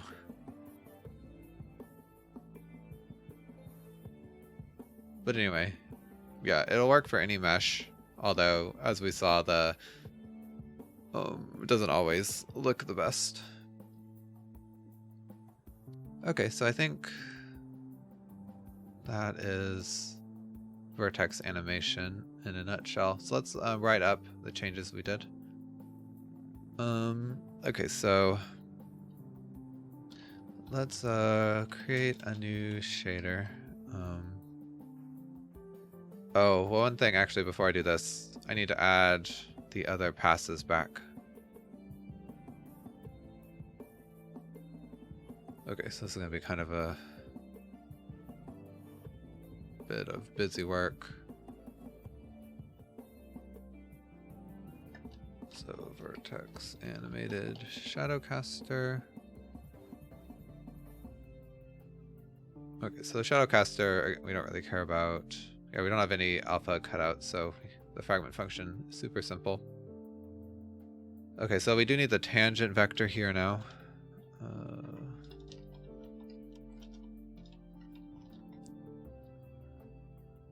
Don't need that.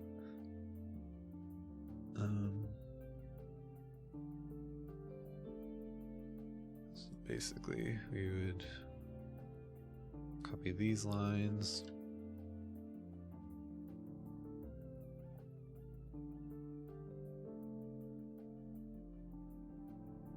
And then, oh, actually, we don't need the normal.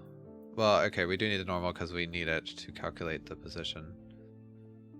But I can actually just call that animate position.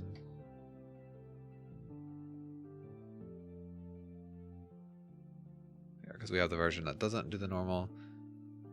Oh, wait, and that one, yeah, it doesn't need the tangent vector either. So, okay, so we can simplify this quite a bit. Oh, wait. Actually, I do need the adjusted normal vector to get the shadow biases to look right, so never mind. Revert. Okay, so...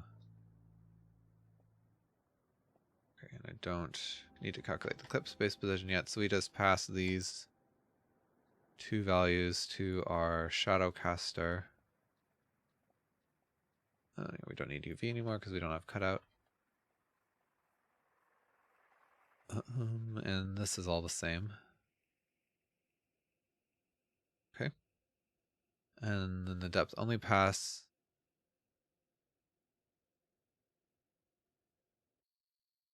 Okay, so for text animated depth only pass. Okay, so this one doesn't need the normal anywhere. So yeah, I don't need the... Okay, well actually I do need the normal vector here, but I don't need the tangent vector.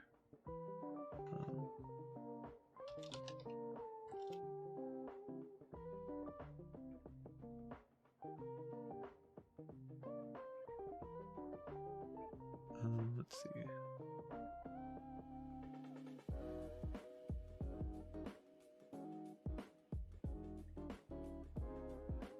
Oops.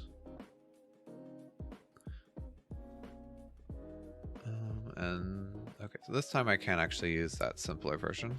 So animate position, and we'll take position inputs and the normal input, and then do that. And no UV, and we can just return. Well, okay, well, I guess we gotta do the stereo stuff, but.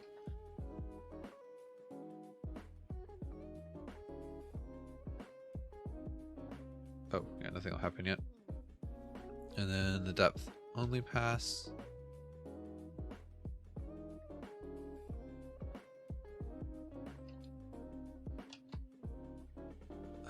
depth normals pass.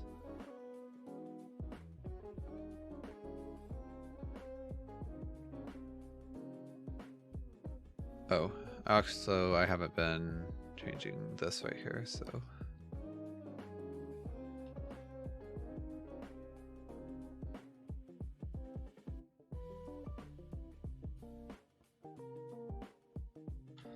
Yeah, so you can see, yeah, when you write a new shader, there is a lot of like busy work that you have to do, which is probably the biggest downside to using code shaders instead of like shader graph.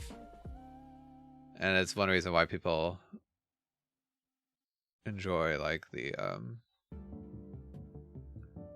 like surface shaders back in the built-in, because it kind of takes care of a lot of this for you.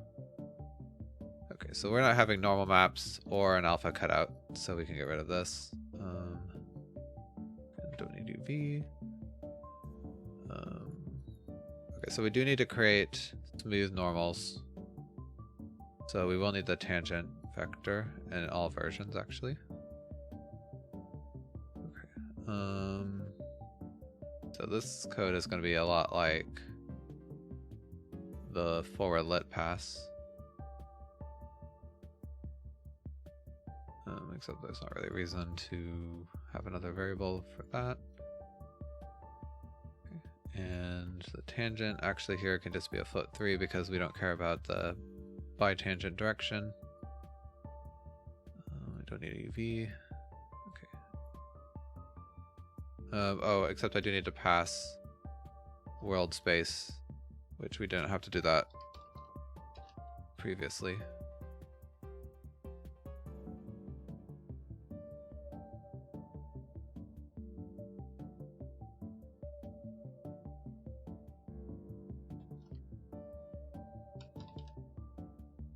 Oh wait, no, I want the not animated version.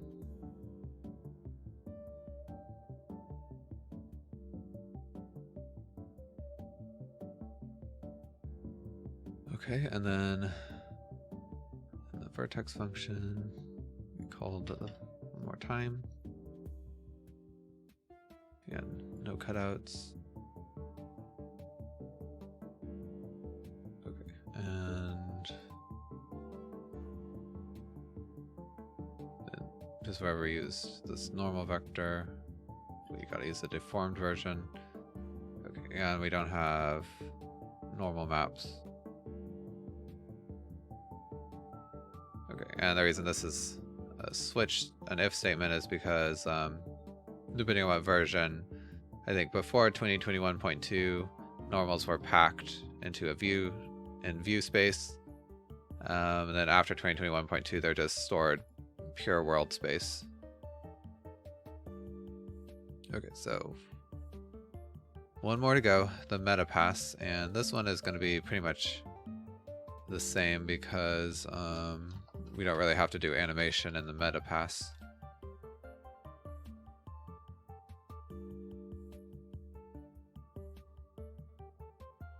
So yeah, I pretty much just have to change this, which I think I forgot to do. Oh no, I did do it there. And then the other thing is we don't have smoothness or emission or alpha clipping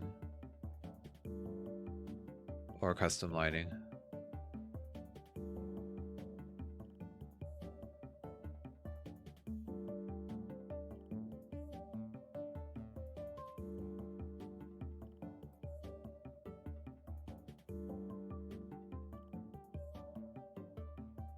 Okay, so that should work.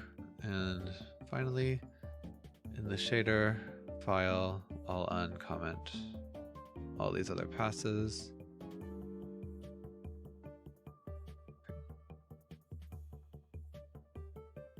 Not super. Oh. Okay, so all these new passes need to call the correct common file. I think right now they're including the mylit version, which they can't find. Oops.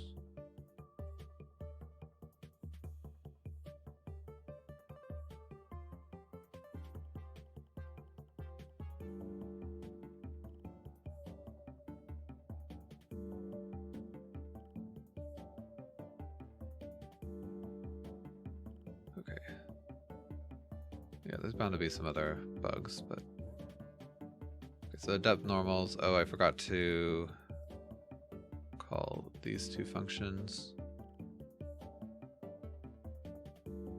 Or I probably overrode them, but overrode them, I guess works.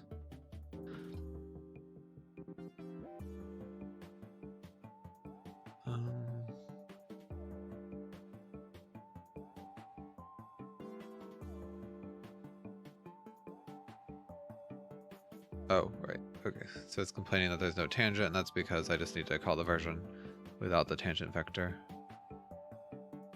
Okay, so right away you can see that finally Unity doesn't draw the wireframe on top of our mesh, and that's because we have a depth only pass.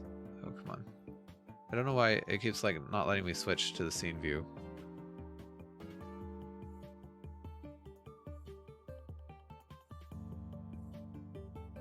Okay, well, whatever. Let's make something to cast shadows on.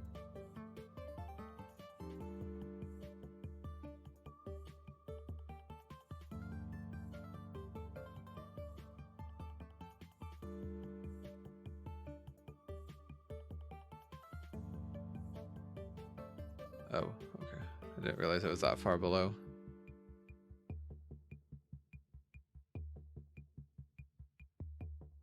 Okay, so we can see the Shadowcaster is animated as well. And yeah, we're even getting self shadows on. Okay. That's kind of funny because. Oh, I know what. I was gonna say because we shouldn't get shadows on the other side because of the what's it called? Culling mode should cull the backside, but I think I forgot to remove some of those settings from the other passes. So cull off is fine there. Yeah, right here. We're still calling cull on this non-existent variable.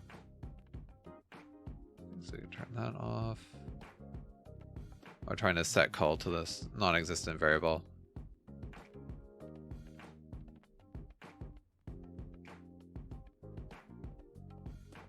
Okay, so that works better. Okay, so you can kind of see some shadow bugs, but unfortunately I don't really think we can fix it. Or that might be ambient occlusion actually. Let me see. If I turn off ambient occlusion. Okay, yeah, that was ambient occlusion.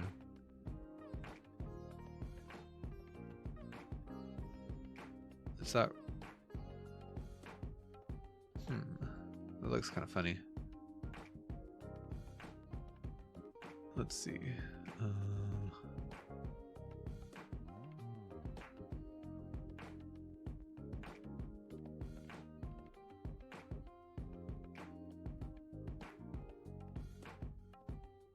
Well, that's funny. It animates even ends when it's paused in the frame debugger.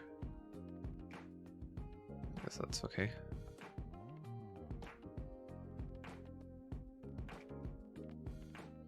Okay, so it looks fine in the editor, or in play mode.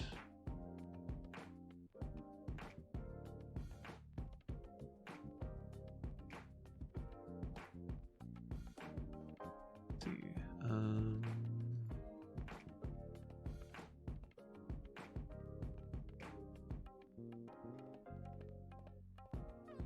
Okay, so now we're in ambient occlusion only mode. Yeah, you can see it.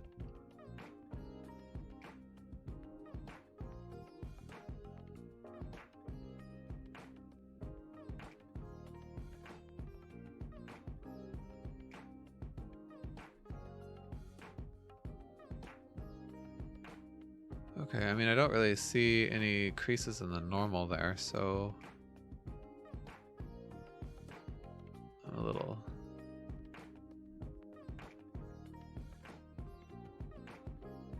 And if we get depth on, doesn't look too bad either. I don't know where that's coming from, but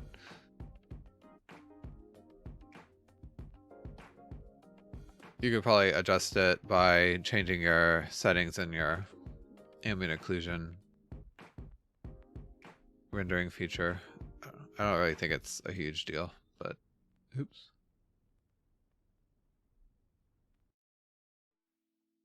You could also fix it by having a mesh with more vertices. So, but anyway, at least we know the depth and depth normals and Shadowcaster are working correctly.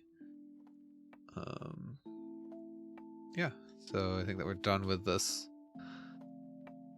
Okay, so I don't really want to.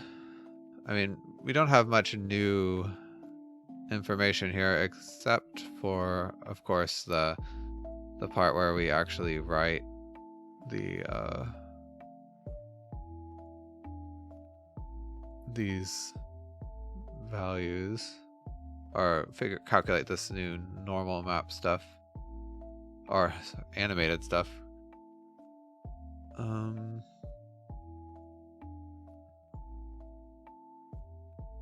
to think of the best way to do it.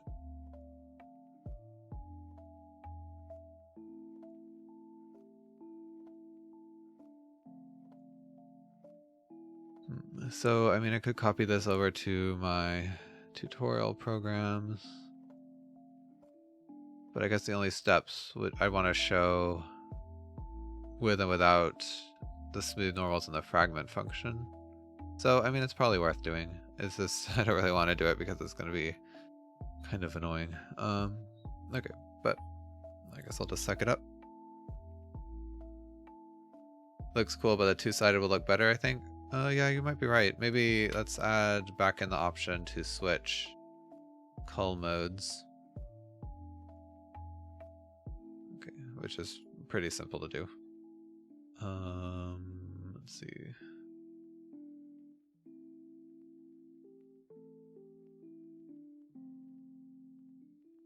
And then all I have to do.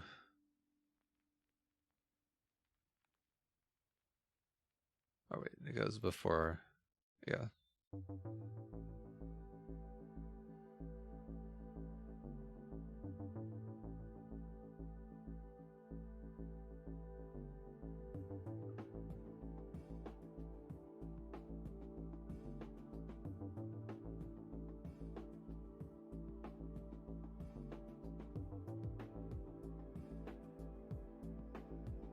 Okay, and now I can select the material and turn cull mode off.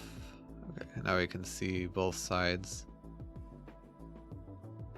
Yeah, it does look better, I think, for this particular case anyway.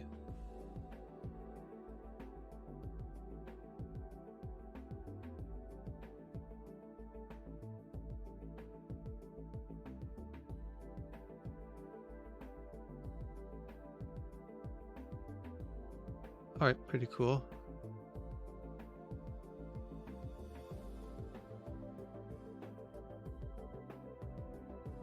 It's a good, I mean, I don't know why you'd ever use this in a game. Well, I mean, there might be some reason, but it's a good, like it just shows how to add vertex animation, so I think it gets the job done. Okay, so anyway, let's add this to our other projects. I think first I'll just make a new scene.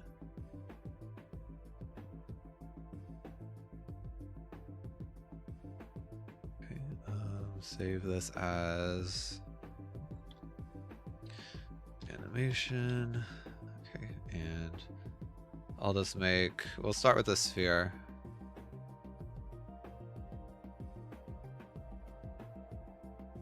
Okay, and then I don't really want to, excuse me, make all these files again, but I guess that was for the best.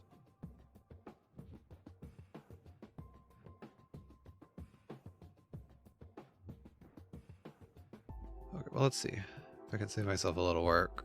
Basically, we use the final shader file for the whole thing.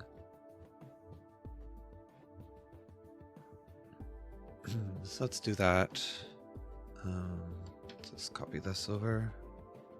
Actually, I don't think I can copy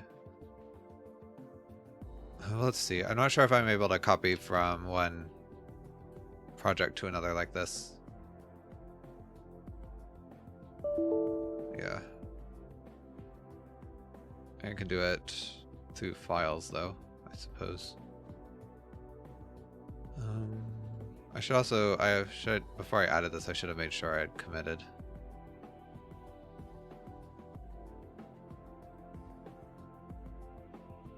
Okay, yeah, I had just the Vertex Animation. Well, that's good. I think I should invert normals to get good lighting, but for this tutorial it's enough. Maybe add a comment about it. Let's see. Oh yeah, so do two-sided normals. Yeah, that would look better, but yeah, I don't think it's well, let's see.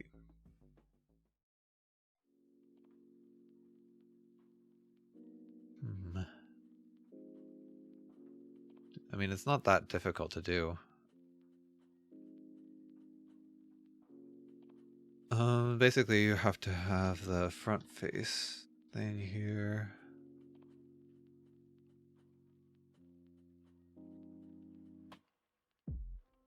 Oh, I forget. Okay, let me look up another file real quick.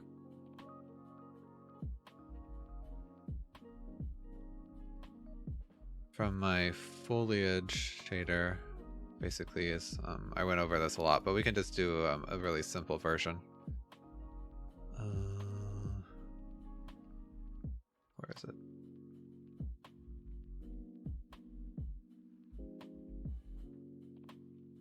Actually, I don't think I never ended up in any video because I never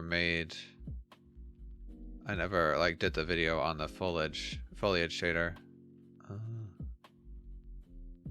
That's very true.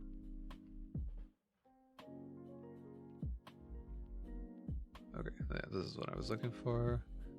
I never did the video on the what's it called? The HLSL version of the Foliage Shader. Sounds like you really don't want to do it. Oh, sorry, I don't mean to give that impression. I'm just trying to think about what would be best.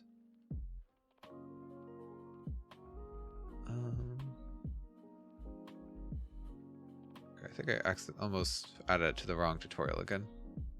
Yeah, so not this one. I need to do the research version.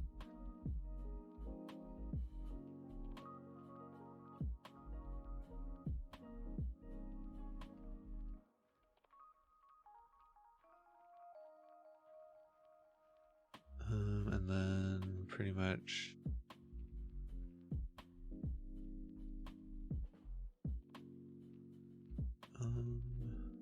where is it? Okay, this was the code I was looking for. So we'll include the comment.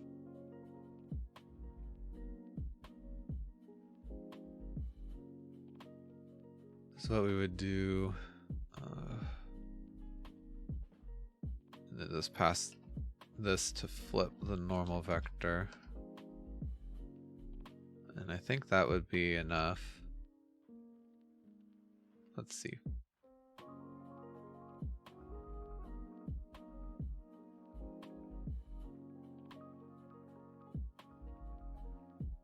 Okay, that does work, sorta. But I think, okay, so I have to do this. Oh yeah. Okay. I mean, this does kind of open up some other issues. Because I have to also do this in the depth normal pass. I mean, I guess it's not that big of a deal. And yeah, since I never did that HLSL Foliage Shader, or I was planning to talk about this, I guess now is a good time as any. Okay, so again, we just pass the flip normal and multiply this. Okay. And now I need to do it to the Shadowcaster. And the kind of annoying thing about that, you don't understand, does it work or not? Well, it did invert the normal vectors. Like you can see, this side is getting light, but there's a couple of problems because I need to do it to the depth normal pass and also the Shadowcaster, and that should make it look better. So I've done the Shadowcaster, or I did the depth normals. I guess I should make sure that it's actually working. So window rendering debugger. Okay, so yeah, unfortunately they don't have a depth normal pass that you can just look at.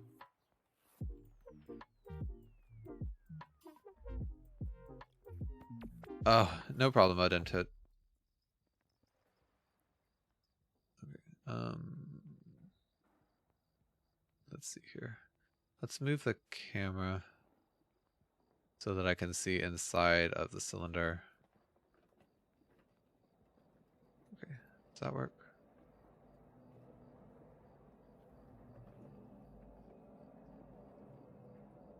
Okay, that looks better. Okay, so the reason I have to do that is because I need to turn on the frame debugger so I can see the depth normal pass.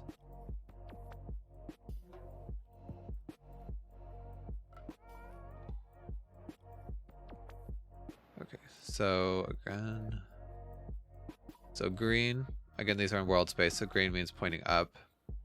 Red is in the X direction, which is to the right, and then blue is in the Z direction, which is I guess away from the camera, right? Yeah. So these black areas are just because it's negative.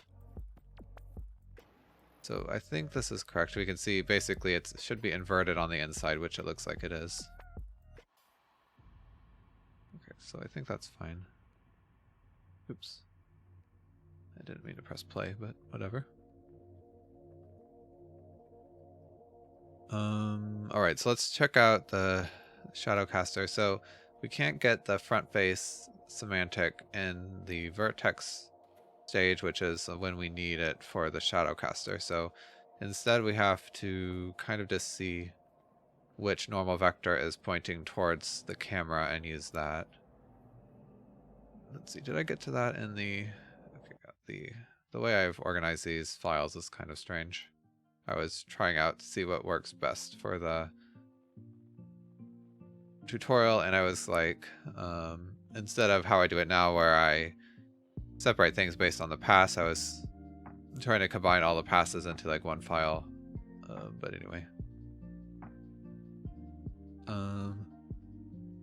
So you get to see a preview of a never released tutorial here. Okay, so flip normal towards, this is what I was looking for. The view direction.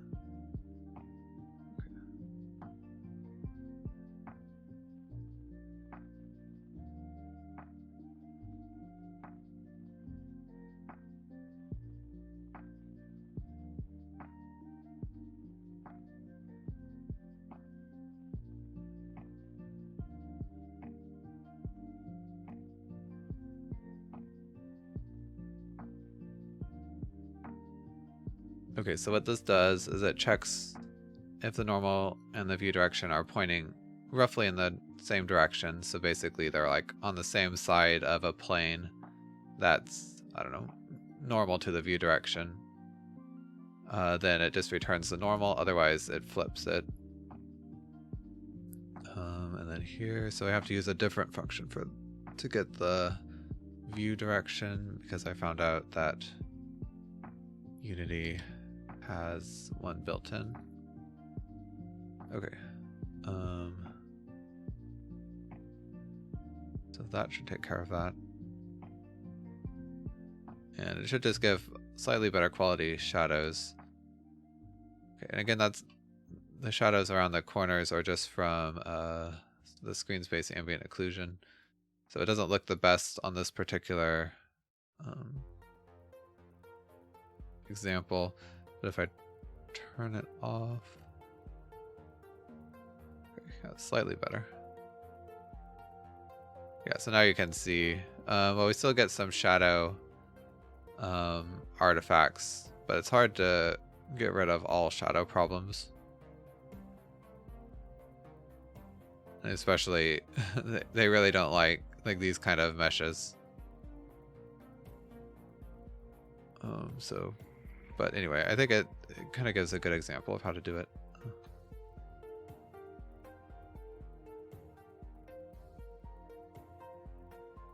Okay, so yeah, that's pretty cool. Okay, so let's see. So what I want to do.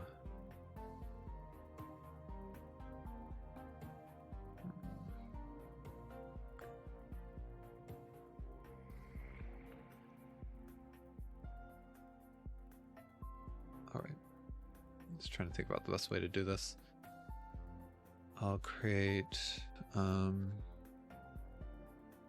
Vertex Animated, and then I'll have Vertex Animated shader file.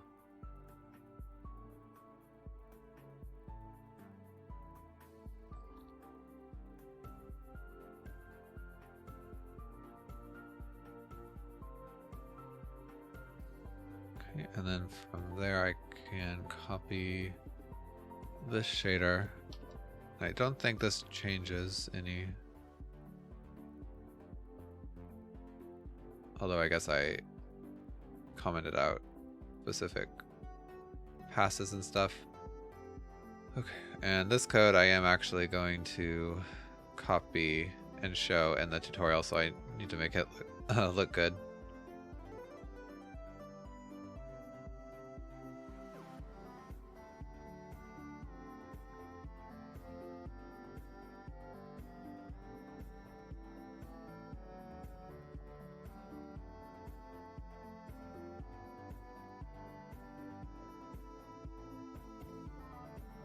Is that right?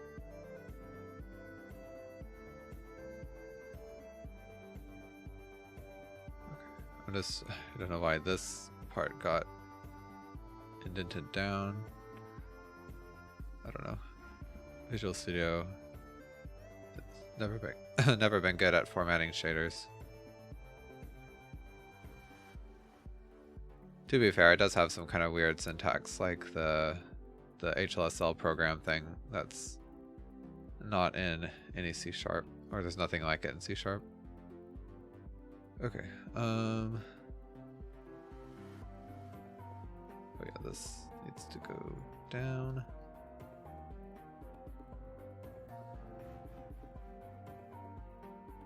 I guess there are a couple changes, like we don't add in these right away.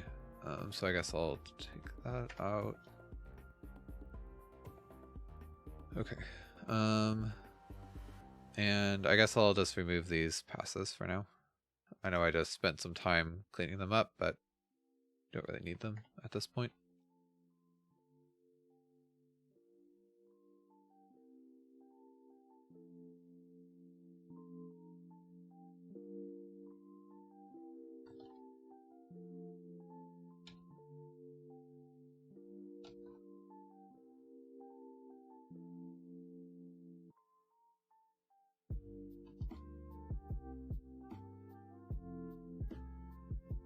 Okay, well, before I go, I need to comment this code actually.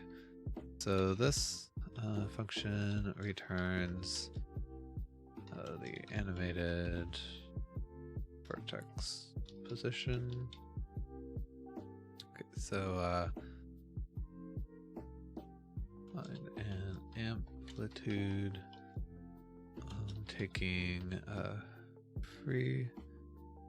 frequency and position into account, and then remap this cosine to range from 0 to 1, and then offset position along the normal vector. Okay. Okay, this function returns the animated vertex position and normal. Try to install some add-ons for Visual Studio to work with Shader, and some things work better, but Visual Studio Code has a Shader Lab plugin. Unity in some tutorial changes syntax to C++ in Shader though, but you didn't find out how to do it. I'll have to look into that. Yeah, I know lots of people like Visual Studio Code. I guess I've just gotten kind of used to Visual Studio, so every time I try to switch to it, there's just something that I miss, but I know it does handle shaders better.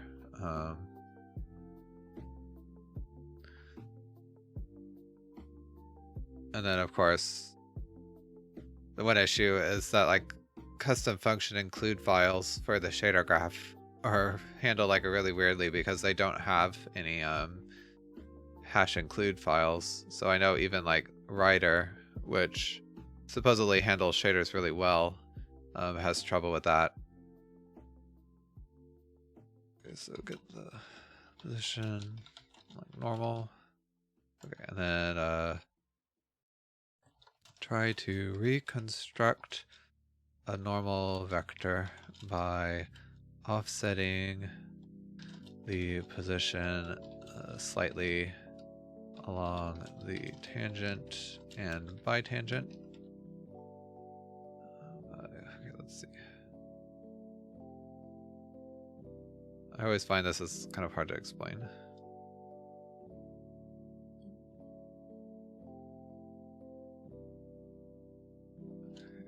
Animating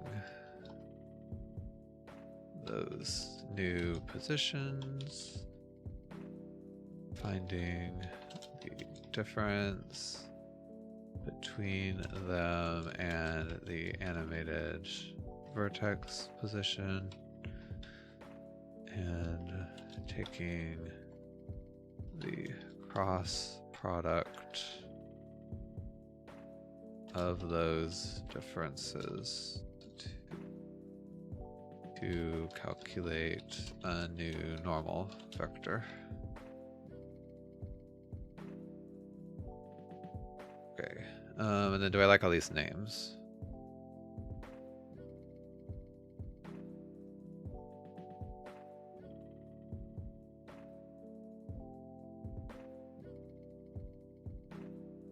Okay, yeah, some of these just get really long, but I don't know, I'll go with it.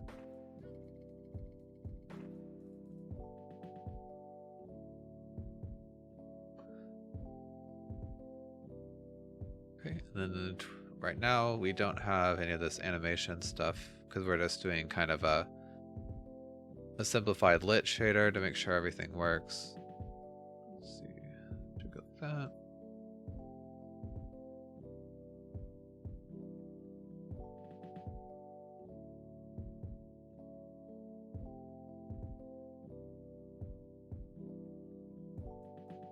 Oops.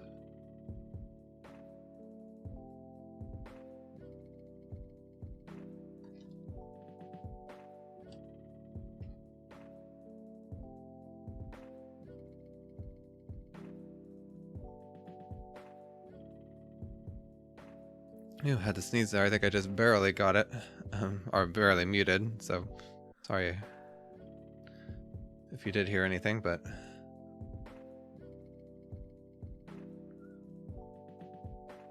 okay, so yeah, we'll copy this over.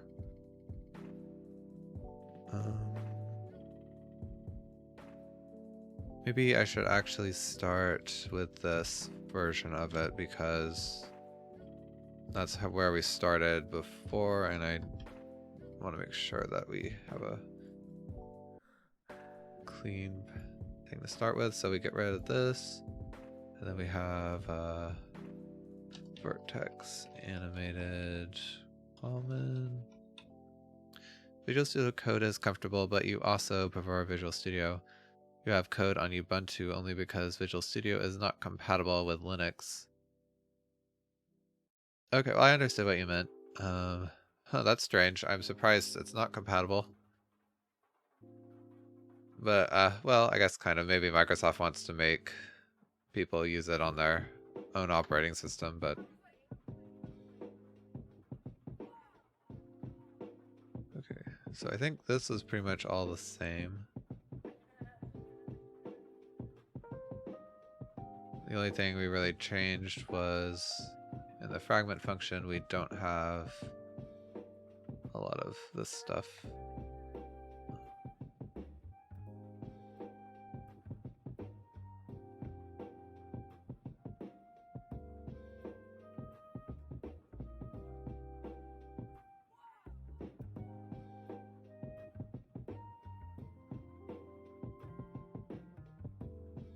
Oh.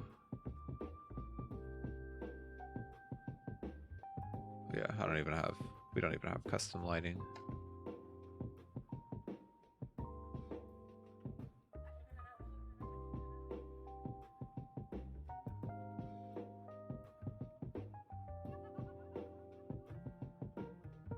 Oh, okay. That goes away.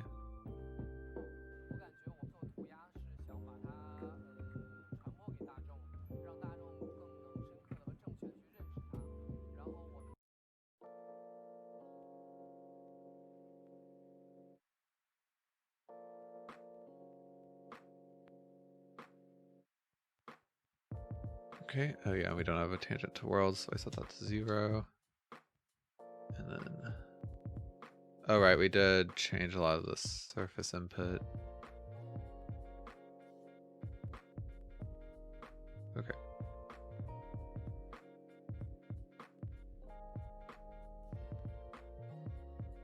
Oops, not mean to do that. Create Vertex Animated.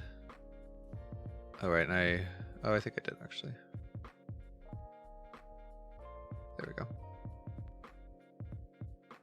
Set it on here, and then we'll just give it the rainbow texture. Does this work? Okay, it does. Okay, not that we'll. Okay, I guess we can see that the culling mode works. Okay. So this is just basic version. Let's test it out, or not test it. I guess I do need to test it in the other. In 2021.2.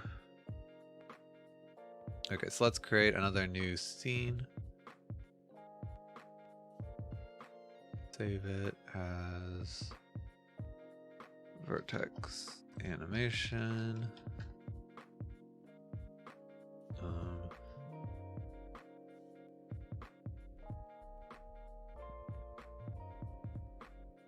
Okay, and I think I could just copy and paste the shaders between the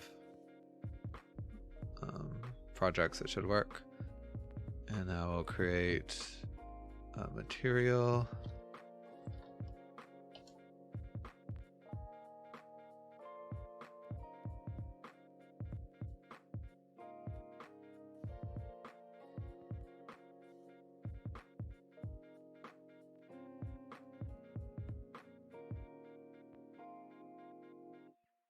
Huh.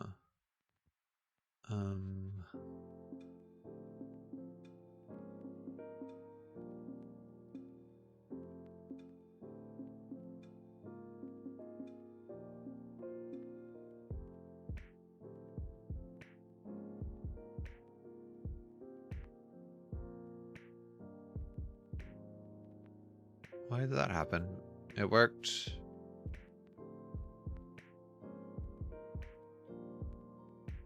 Oh.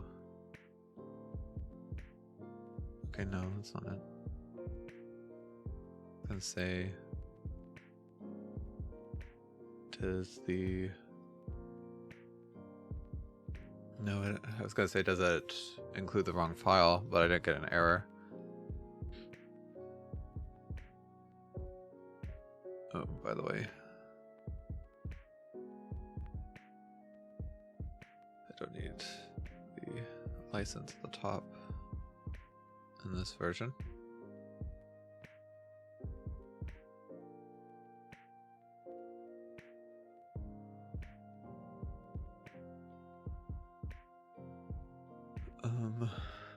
Okay, so it works right, fine.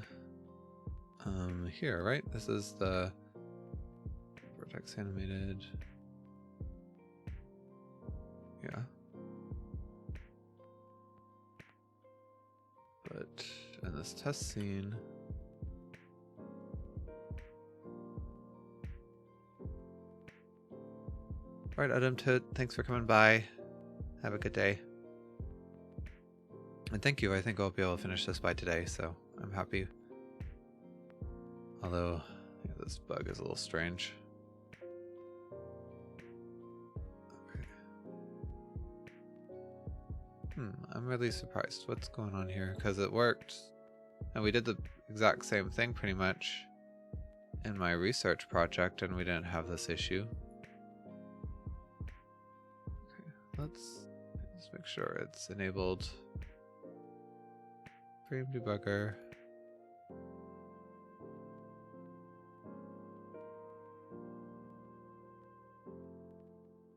Okay, so it is drawing the shader. Just nothing shows up.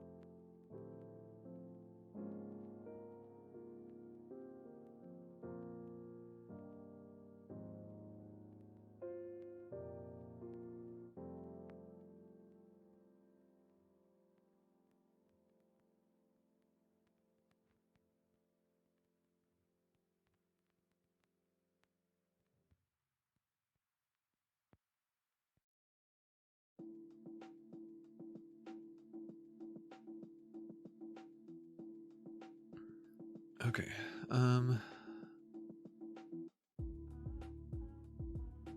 let's just copy the final version and see if that works, to make sure it's not some weird thing with this particular project. I also need to copy the common file from the finished version. Oh, this is the wrong one.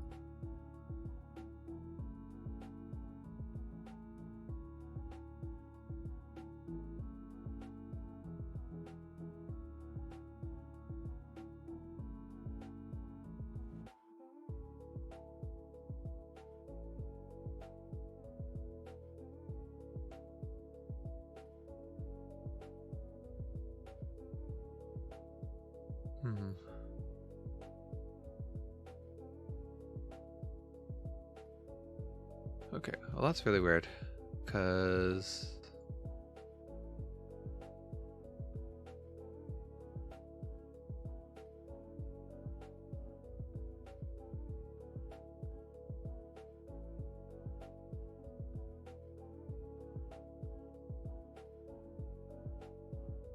seems to be.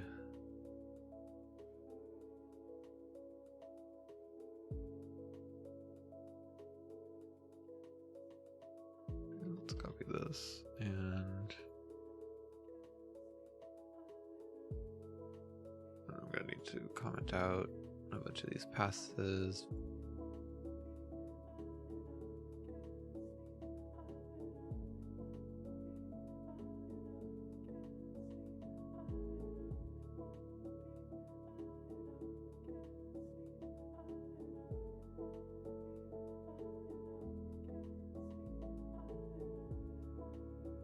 Okay, I don't know why this would be happening, because I just copied the code over from the other project and it's fine. Let's copy the entire thing, maybe? Research.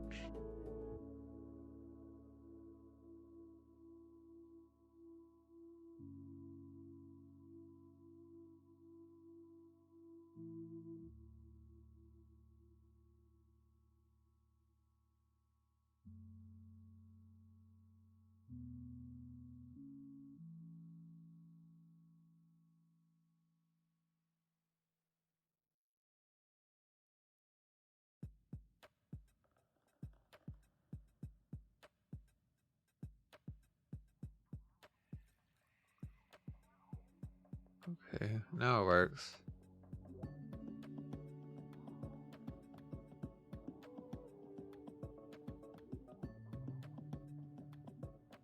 Although with the shadows.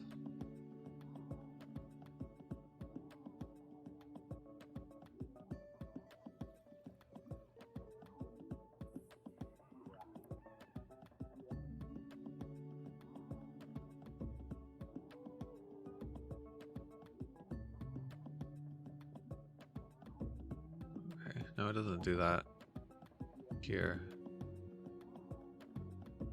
There's something very strange going on with this project. I'm gonna close it.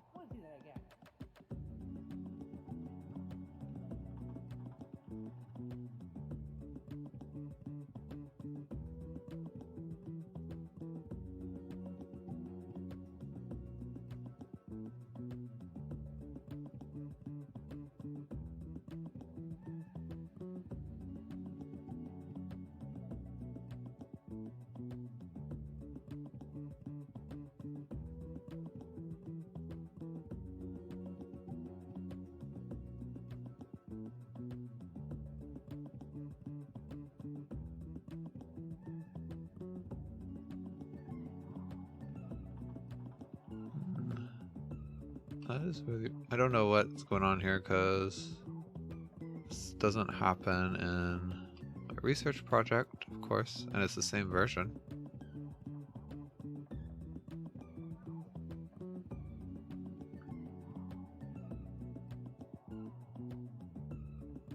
Okay, let's just like delete everything that's happened here. Let's save. Like this scene looks fine.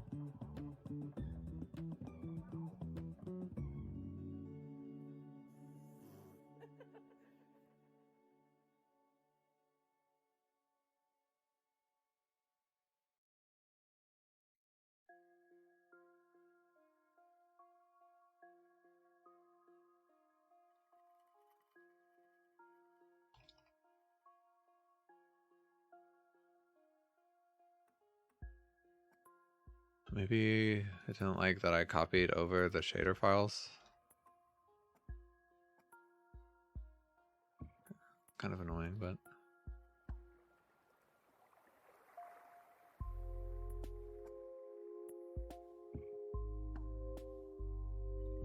maybe if I copy them like one at a time so the meta files don't confuse it.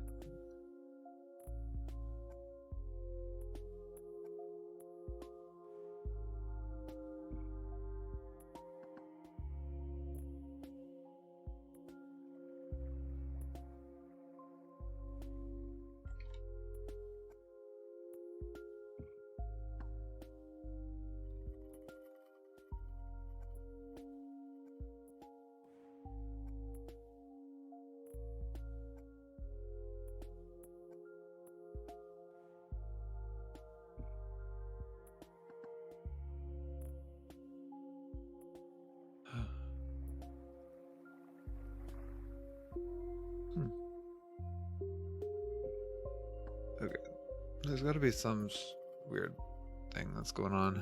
Well, obviously.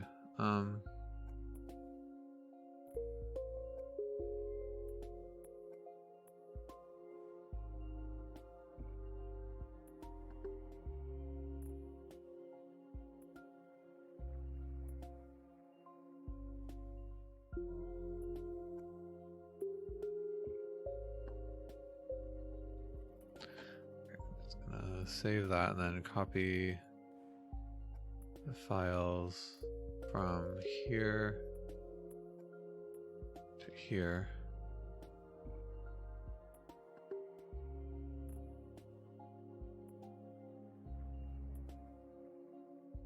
And change the name of this to original.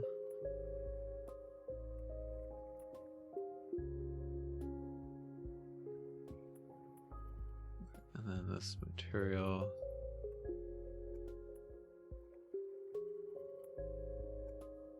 No, it works. It's the same Unity version. Okay, what's going on?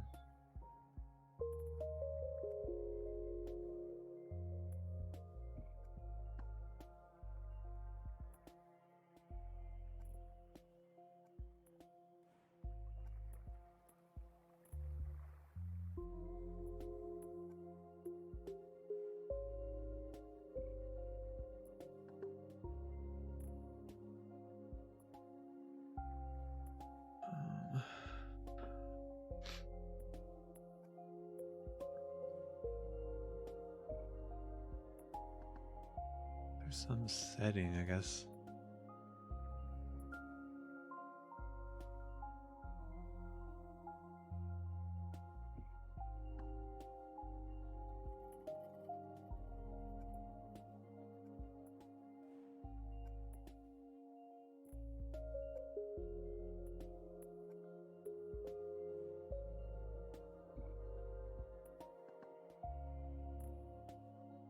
I don't think. No, I don't. I don't really want to generate lighting because there's no baked lights on this part of the scene yet. Let's see. If I can get maybe some of the rendering debugger views will show up.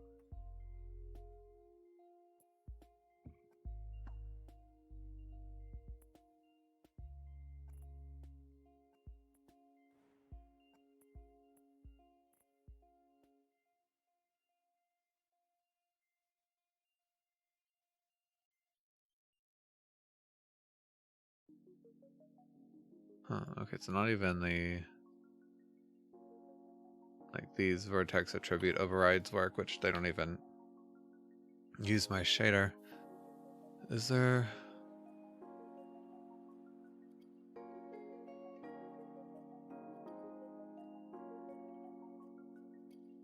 Yeah, I just use the position inputs.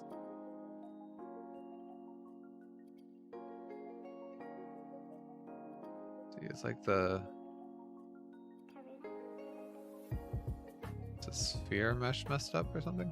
No, happens to all of them.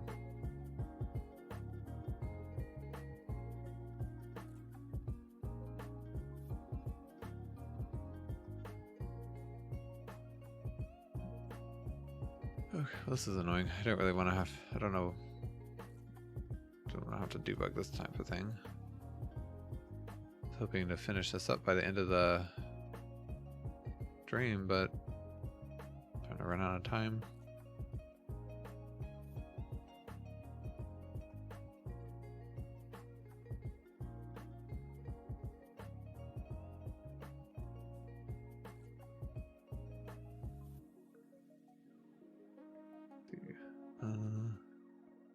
Frame debugger. I mean, we already checked this. It still is rendering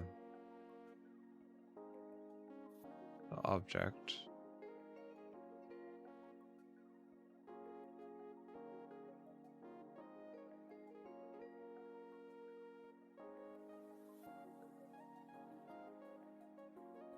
Well, it won't render depths because we don't have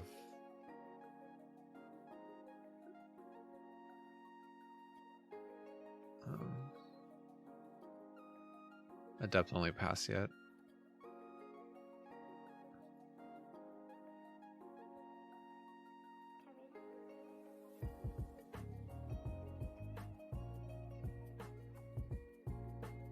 So here's our Vertex Animated Shader. We've got additional lights, shadows, depth buffer, main light cascades, reflection probe blending, reflection probe box projection, screen space occlusion, and soft shadows. Got 1-0 blend. Okay, that's just opaque blending. See clip, see test, see right. Is that right? I mean, I'm just using the default stuff.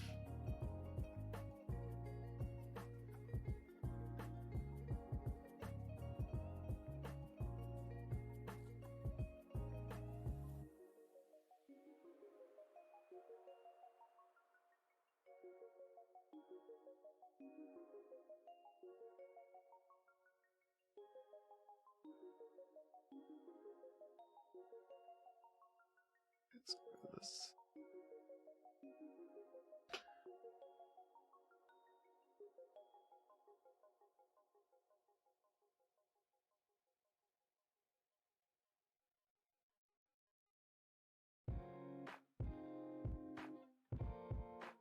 I mean, it's almost like it's getting overwritten, but it actually never shows up.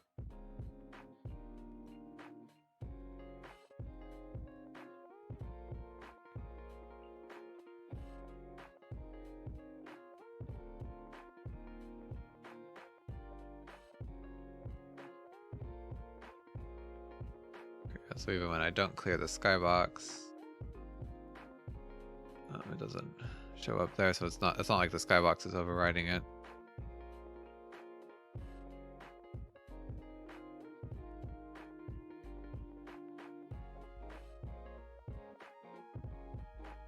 Okay, okay,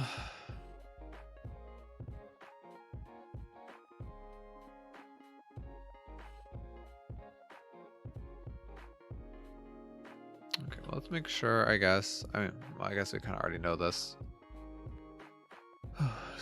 Let's just make a new project.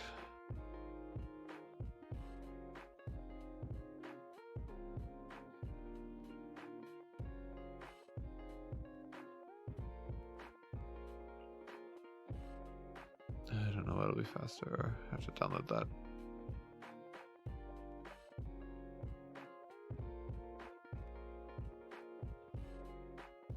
Let's see.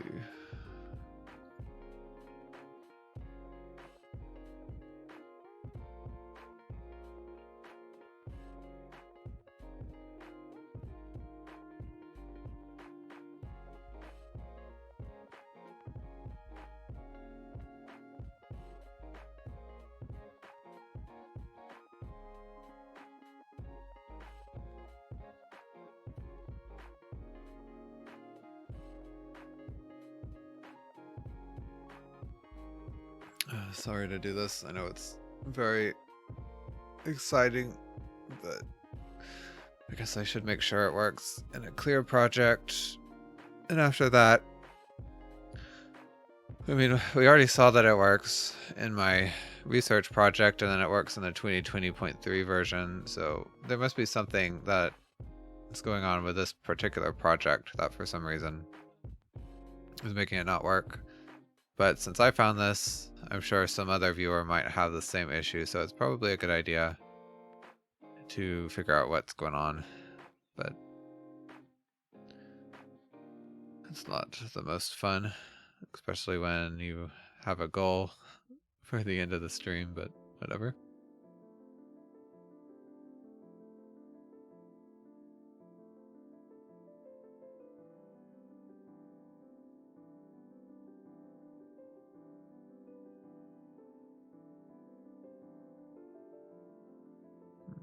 Start taking a while to start up. All right, there we go. So now I need to go to the package manager and grab URP.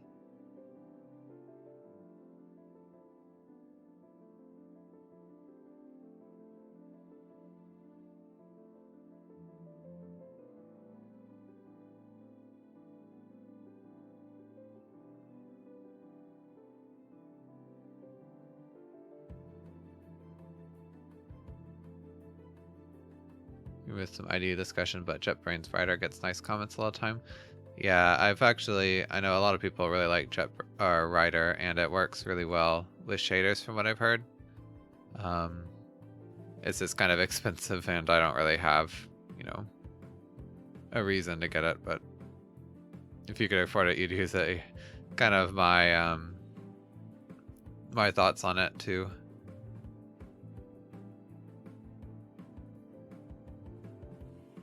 And everyone in my job just uses Visual Studio, so can't really make it a business expense.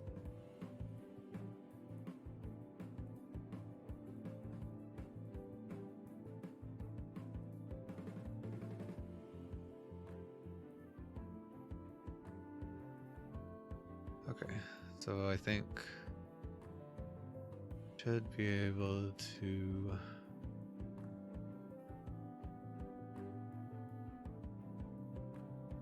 test it out now. So we'll make a shaders folder and show and explore.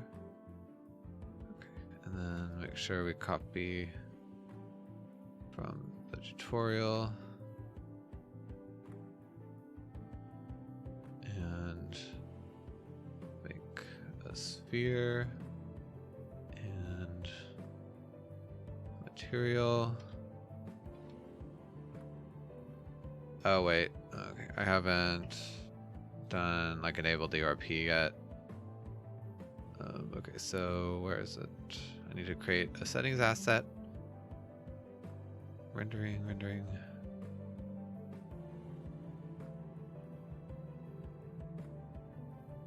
Huh. Sure, it's like right under my nose, but I'm not seeing it.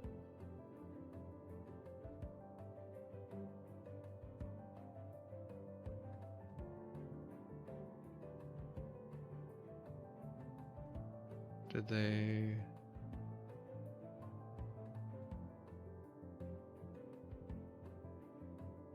Oh, it's way at the bottom. Okay. URP asset with universal renderer. Okay. And then set this to the project settings. I guess I should set it to linear space in case that makes a difference. Is there a YouTube channel that keeps giving away when you're sub to writer? You never entered it because what if you win? You'll have to start subscribing after a year. Yeah, I never really do that kind of thing either because I'm like, well, I don't really want to get used to using something if even though I got it for free, if I'm not going to be able to use it in the future.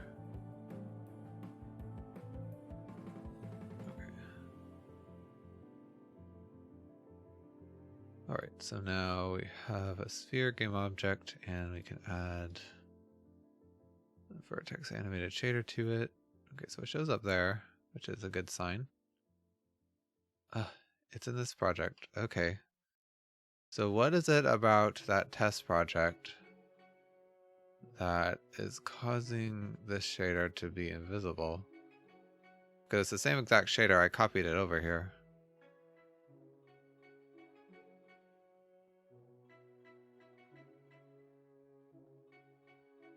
Oh boy, shader debugging. Yeah, exactly. And I'm a little stumped by this one. Okay, so it doesn't even show up in the preview.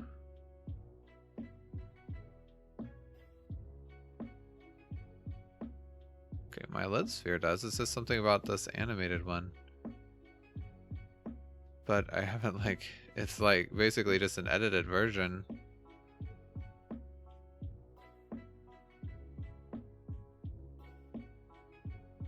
You know what? I think what I'm going to try to do is I'm going to delete the library folder for this file, or this project, and it's going to regenerate it. Okay, I guess we can save it, but I don't think I'll return to this project. Okay, so yeah, this might take a while. But yeah, I don't really know. Hopefully this will fix it. Okay, so we'll just delete the library and the object folders. This is always fine to do. You don't lose any data. Unity will regenerate it, but it can take some time.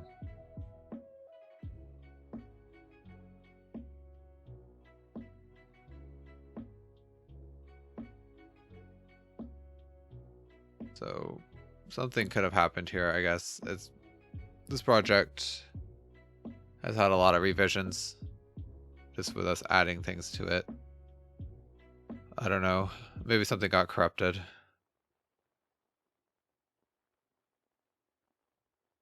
It'll be annoying if this was the issue, though, because we've spent a lot of time trying to do stuff, but, you know, it's just how it is.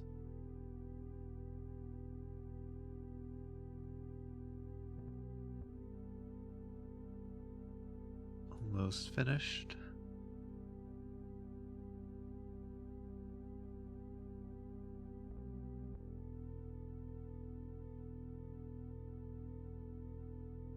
Okay, well I guess while this is doing, we can research the next part of the shader.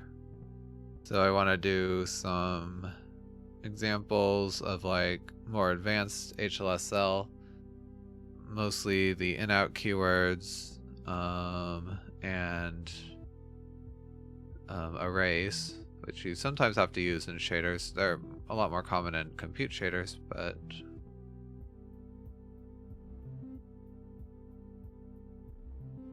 let's see. Got a ton of windows open now. Okay, I think it finally finished. Close that. And now I'll reopen it. Okay.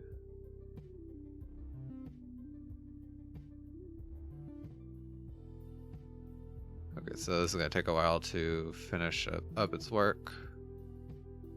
Hopefully not too long though. It's not a huge project. Yeah, so we have in-out keywords and arrays. Is there anything else I want to talk about? Let's see. HLSL features. If I forget anything. Okay,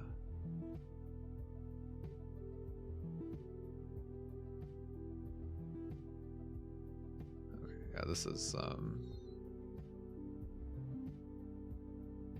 not really what I'm looking for.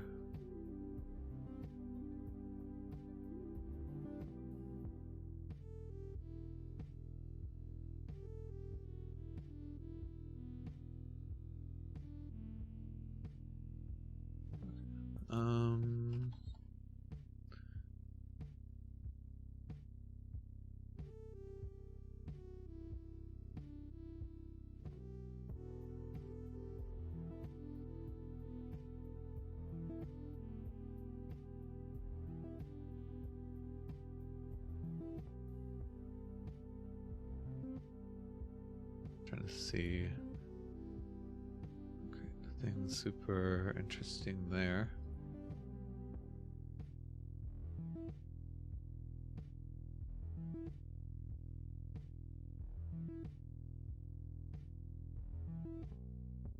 I think I've covered most of the semantics that we have to use, because I will talk about vertex colors, which is the other common one.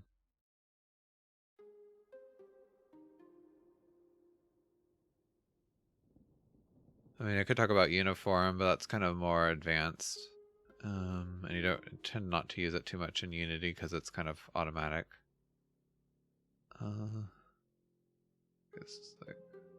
So I guess shaders, I mean, arrays are the big thing.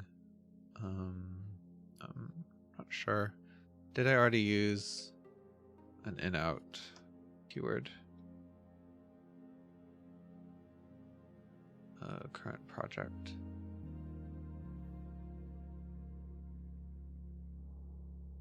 Oh, I do use in-out. So I guess I don't have to talk about that. Oh, in the custom lighting we used in-out a couple times. Did I talk about it? In the write-up?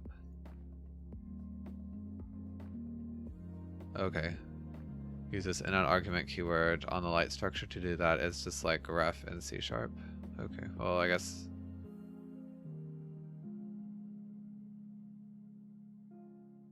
Did I talk about out keywords?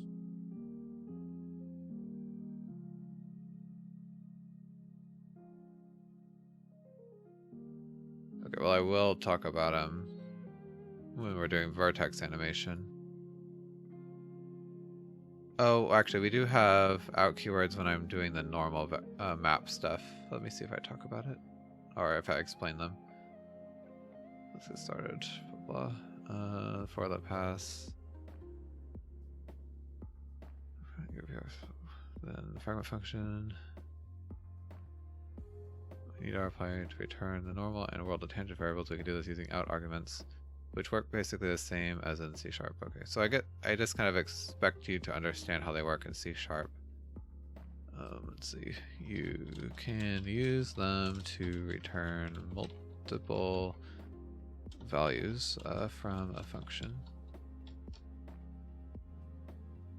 Okay. Let's see. So where did I talk about in-out stuff? Right here. C#.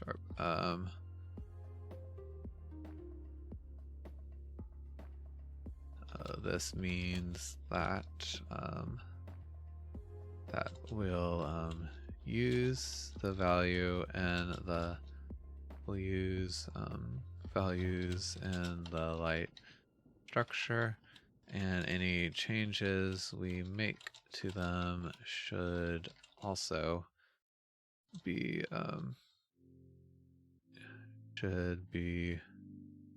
reflected in the calling function too.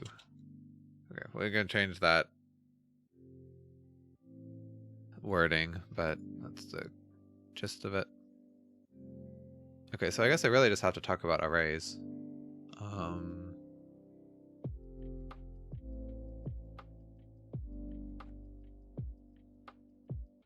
Okay, so it rebuilt the library. Go back into the Vertex animated scene. It's still not visible. Okay, well, I don't really know what's the deal is with this. I think... Okay, well, I've been streaming for 3 hours, which is usually my target. I hate to leave on a cliffhanger, but I think I need to walk away from this bug for a while and see if something comes to me. So, hopefully this will be fixed by next stream. Yeah, we'll finish up this tutorial. I guess I would have been able to finish everything anyway, because we still need to do passing data and procedural materials, which that's quite a bit to talk about. So it's fine. But yeah, I don't know what the deal is with this. It's really strange because it works in every other project, but since it's not a library issue, that leads me to believe it's some other setting. So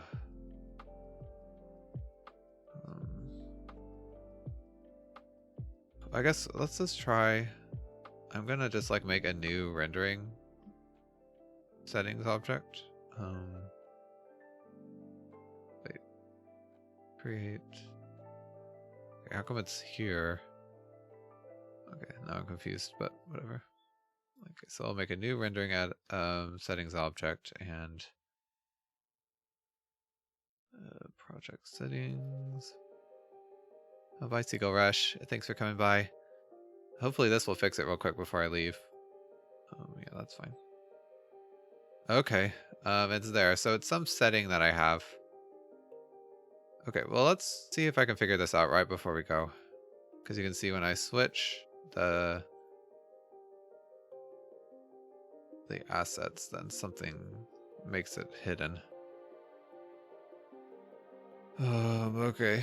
What could it be? So terrain holes, no. HDR, no. Anti-aliasing. Actually, I did want that on. Lighting, no. Cast shadows, no. Not that. Not additional lights. Shadows, cookies. Okay, that's not it. Reflection probes. No. Mixed lighting. Light layers. Cascades. Soft shadows. Okay, so nothing fixed it. Nothing to do with depth or opaque textures. I guess we could see.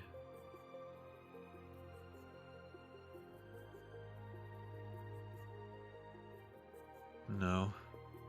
So I guess, oh, well, I guess it could be something on the renderer. Let's see, depth priming.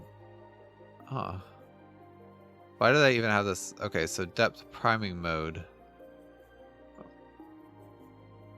Okay. I'm trying to think why that would, I guess because I don't have a depth only pass, this would not work. Then how come it even got turned on the force? I'm trying to remember when I did that. So with depth priming enabled, Unity uses the depth buffer generated in the depth prepass to determine if a fragment should be rendered or skipped during the base camera opaque pass. So, okay, this kind of makes sense because I don't have a depth pass, so what's happening is basically well, I feel like it should still work, but maybe I don't understand exactly how Unity does this. Because there's nothing like in front of it, so I feel like it shouldn't be occluded. Anyway. Okay. Well, at least now we know what it was. Let me write a note.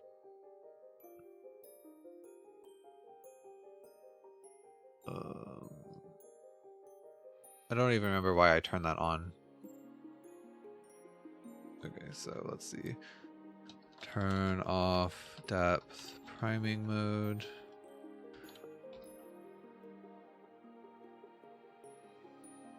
Did I? Okay, so I mean, I must have done something when I was testing the depth only pass.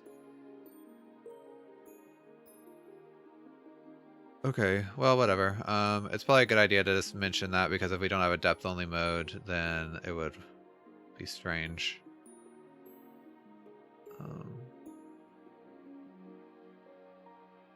And that would also explain why it works here, because in 2020.3 there's not that option. And I guess in my research project I don't have it either. Let me, I'm curious now. I know I said I was going to leave, so sorry, but I want to see if when I turn this on everything still works. Because it should work. Okay, so I'm glad to see that. Let's switch to the cylinder.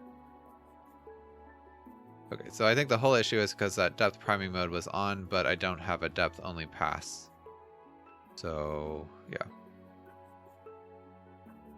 Okay.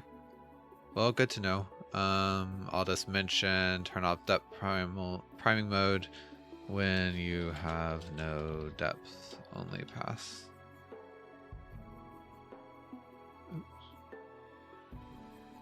But anyway, yeah, I guess I better go get some lunch because it is almost 2 o'clock here. But I'll put some links in the chat if you enjoyed the stream and you'd like to chat with me on social media.